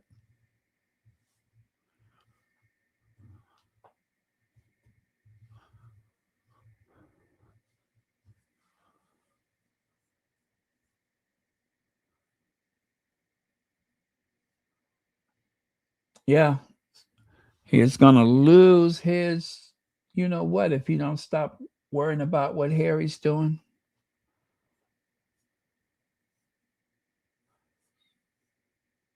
You know, I was watching a documentary about the Duke of Windsor and Wallace Simpson, and it's not fair to make comparisons because they lived and occupied different spaces. Now, the frequency of women entrepreneurs, actresses, all those things that Meghan has been or continues to do, that did exist back in those days. There were women who owned property, who owned businesses. There were women who also were in, music or plays or even the movies. They were there. Sometimes women that look a lot like Meghan. And of course, Wallace Simpson grew up in Boston. Or was it, I think it was Boston. Anyway, where she grew up, a woman from a certain type of family, you just got married. You didn't have anything else. Marriage. You were supposed to find a good husband and be a good wife. Throw the right parties, meet the right people, extend and receive the right invitations. That's what she was good at. There wasn't a whole lot of options outside of that for a Wallace Simpson. She was a contemporary woman of her age from the type of background that she came from. You just got married. Remember, her family had money. It's just that her wing of the family didn't have any money. They had to live off the, other relatives, her and her mother. So very different from Meghan in so many ways, very different. And it's so ridiculous to try to lump them together. And it's the same with the Duke of Windsor and Prince Harry. The Duke of Windsor was going to be king. Harry is further and further away from that throne every time a child is born. So he didn't want it, and it was not available to him, at least not in all likelihood. So that wasn't his future. He was not groomed to take the throne. His brother was. So, and plus, Harry wasn't running around with married women like what's his name, the Duke of Windsor, what was he, Edward VIII? He was a very different person. In some ways they had some things in common, but not the more obvious stuff. Just they're from the same family, that's it. And it seems to me like they're trying to use the same punishment. They want to banish him. They don't want him to show up in the UK. And, the Duke of Windsor was actually not welcome. But hey, it makes sense. You don't want two sovereigns in the same place at the same time. That would be awkward.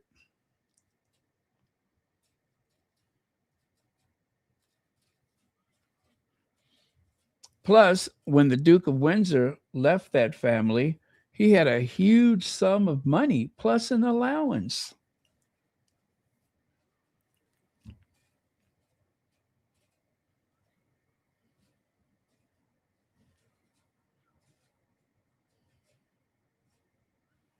But yeah, I only got through half of it, and I'm going to finish the rest of it because I found it super interesting.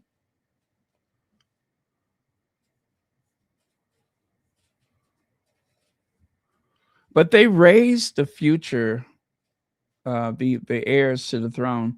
They are raised very differently. They are raised in a way that I don't know how they expect the spare to just take over. I don't know how they expect that with the way that they seemingly mistreat the heir, the spare. Although we do know that Harry would be a much better king than William. Far superior.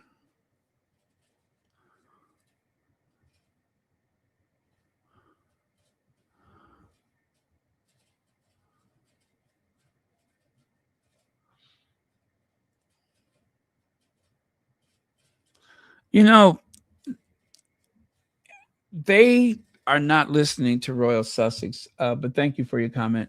They're not listening to Royal Sussex. I keep trying to warn these people.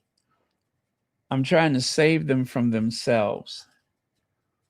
This idea that things are going to be so much greater if we can just destroy the Sussex's reputation, if we can publicly humiliate them, if we can throw a rock and hide our hands, that is going to make everything so much better. And things are only getting worse. A wise person would just lay off the Sussexes.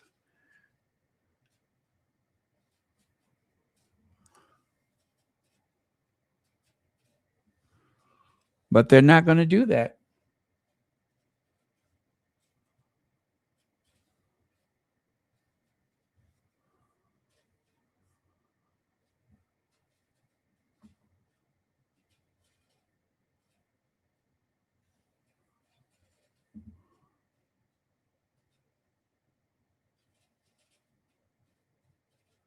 Yeah, thank you so much, Barbara Canada. You are absolutely right. Gifted. Harry is gifted.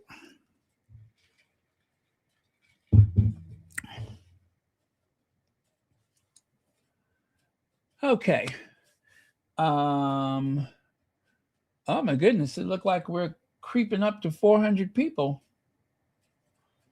I saw it go down and then it was just $3.99 and so you guys promise me you'll hit the like button on your way out.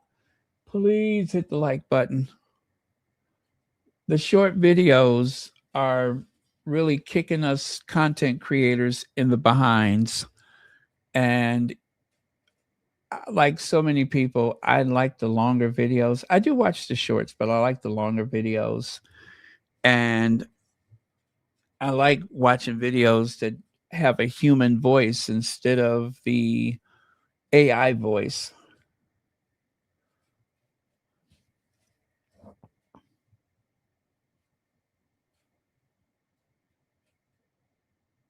Howard Jane, hello to you too.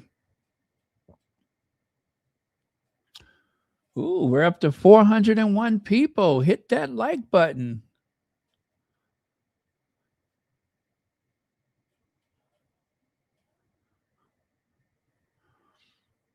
Okay, you guys, that ought to do it. Before I go, I'm going to do one thing though. I'm going to take a look and see if there's any updates from our dear Prince Harry. Ooh. Oh, there is copyright music in the background. I cannot share that. But yeah, I see a video of Harry at the I think it's the function for the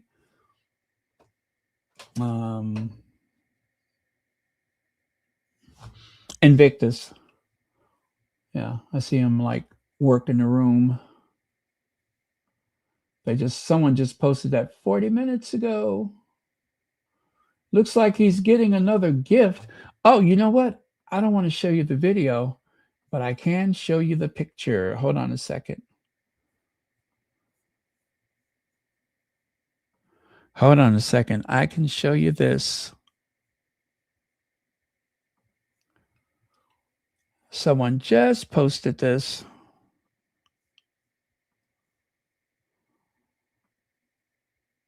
There you go.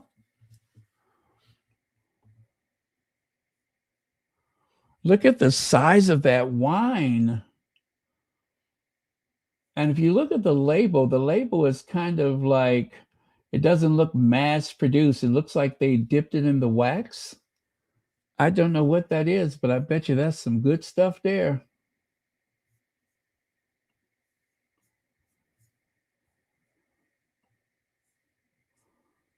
Wow. That looks intense.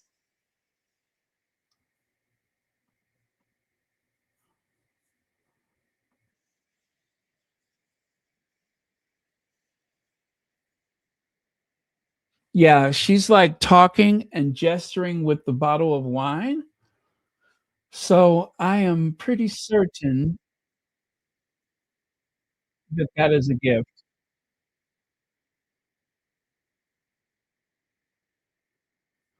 The only thing is I didn't see her hand it off. The video is only 51 seconds long, and she's got a lot to say, but she ain't handed him the wang yet.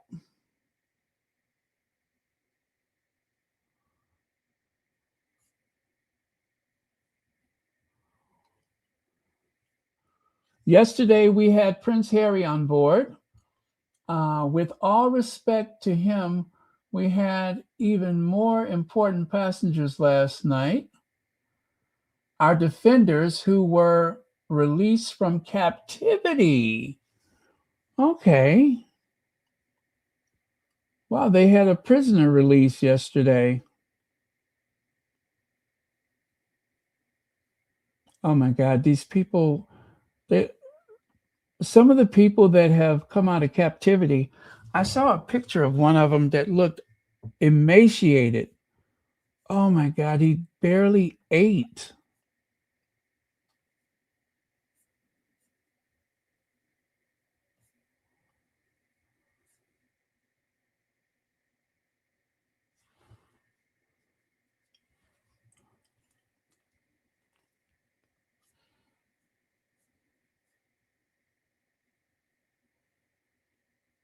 Yeah.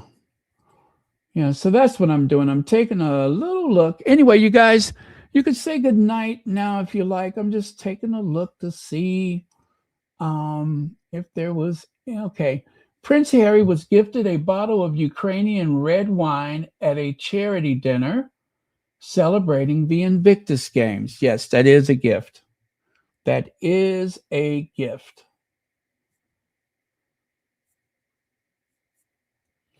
I think Meghan likes white wine, but I like red. I like everything red.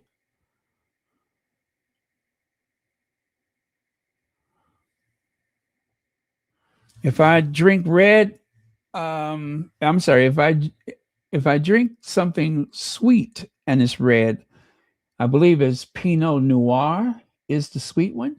Pinot Grigio is the dry. No, it's not dry, but it's a white wine. But I like the Pinot Noir.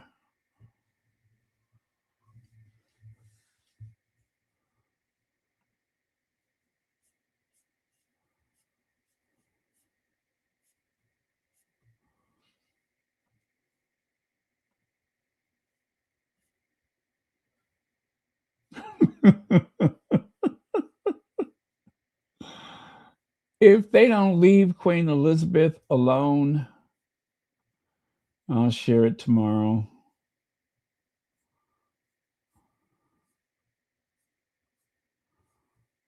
Now, tell the truth.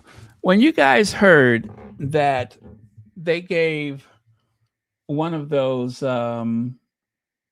Wells's kids a cricket bat, did you get nervous too? Because I got a little nervous. I just got a little nervous. And listen, Lord, I promise you, I'm not saying anything about anybody's kids because I don't do that. But I got nervous when I saw that child with that cricket bat. I ain't gonna lie to you.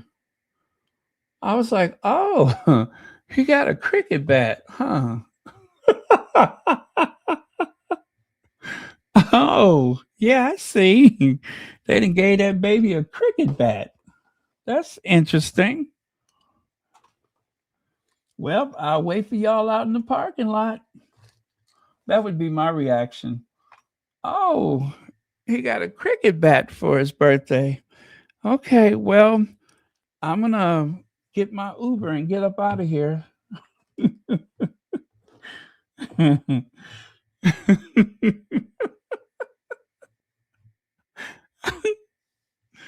You know what I'm saying? Certain people's kids, I don't like to hang around if they holding something like a cricket bat.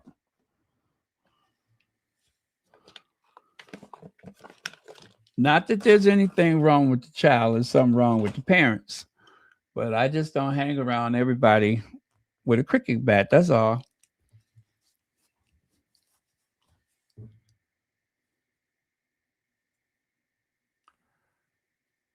So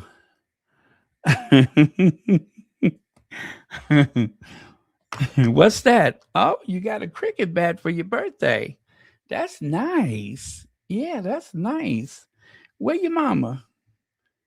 That's nice.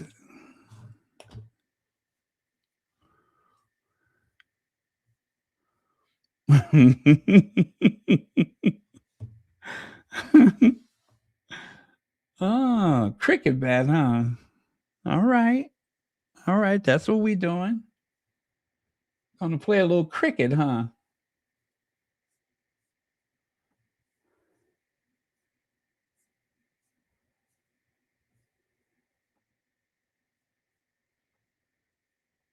I'm so bad, ain't I? Or should I say, aren't I?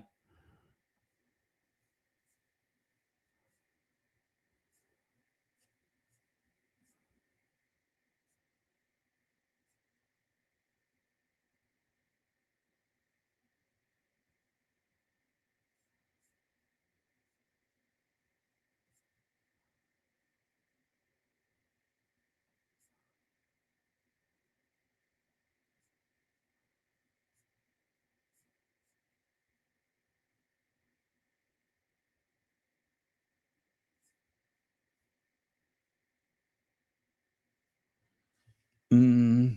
Good night, you guys. Why is there still so many people here? Good night, everyone.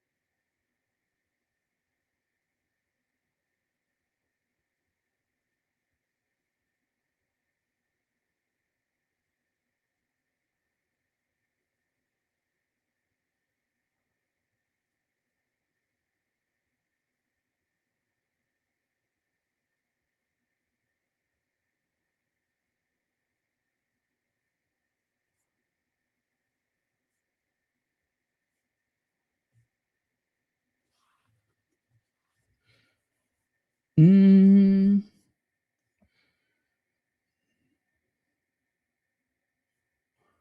Oh yes, Tig is a red wine. Thank you. I forgot about that. You're absolutely right. Megan said that Tig was the aha moment where she really realized how much she loves a good wine. You're so smart. You're absolutely right. I stand corrected.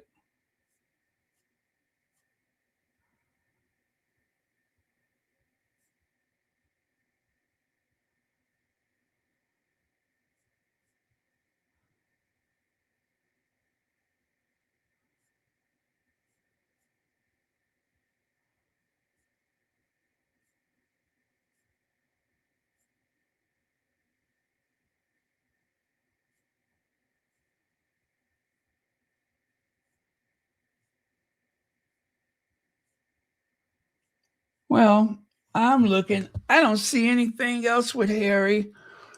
So I think that's going to do it for now. I do believe he should be on his way back to Montecito. And remember, in Montecito, there are no leaks in Montecito. Also, if you guys were interested, that is the mailing address for Royal Sussex. Go ahead and take a screenshot if you feel necessary to take a screenshot, but that is the official Royal Sussex mailing address. If you wanted to send a card or gold bullion or chicken bouillon, whatever, that's the address. I don't live there. That is a commercial space. But yeah, feel free to to write that down. That's Royal Sussex, 1440 West Taylor Street. Hashtag 523 Chicago, Illinois, 60607. That's Royal Sussex, 1440 West Taylor Street. Hashtag 523 Chicago, Illinois, 60607.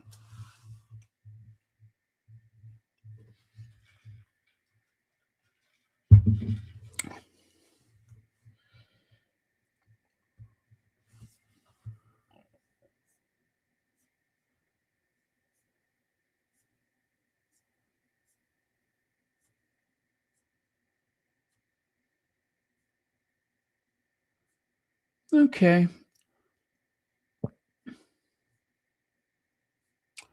Yeah, I do believe Harry's going to return home. The airspace over Ukraine is considered unsafe. So even when President Joe Biden, when he went to Ukraine, he actually took the train. He boarded the train in Poland, which is what people do.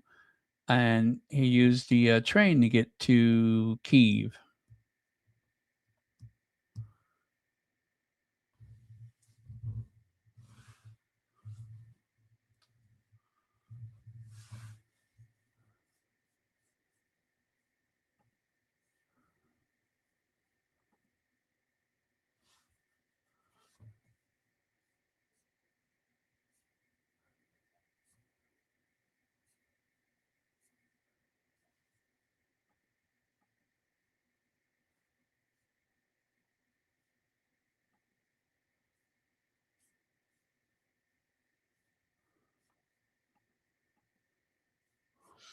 Okay, nobody has any more comments, huh? All right, well, I'm going to say goodnight then. Love you guys, and I will see you next time. Bye for now. Bye from Ivy. Bye. Oh, wait, no, that's... Hello, Ivy here. Yeah, I don't say that. Ivy says that.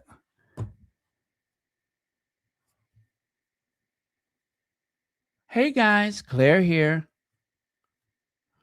I haven't heard that in ages. Hey, guys, Claire here. Hey, guys, Claire here. I love saying that.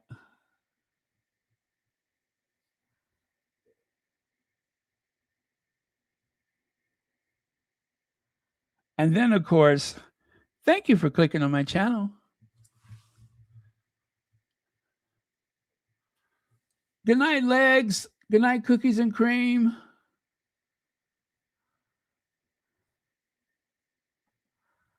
And good night, Hazel Jones. And Dorothy Ross. And a whole bunch of other people we haven't seen for a while. Miss Jerry White, good night.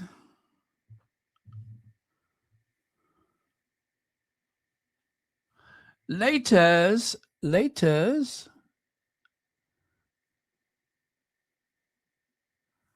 Thank you. Thank you, Jedi Lady.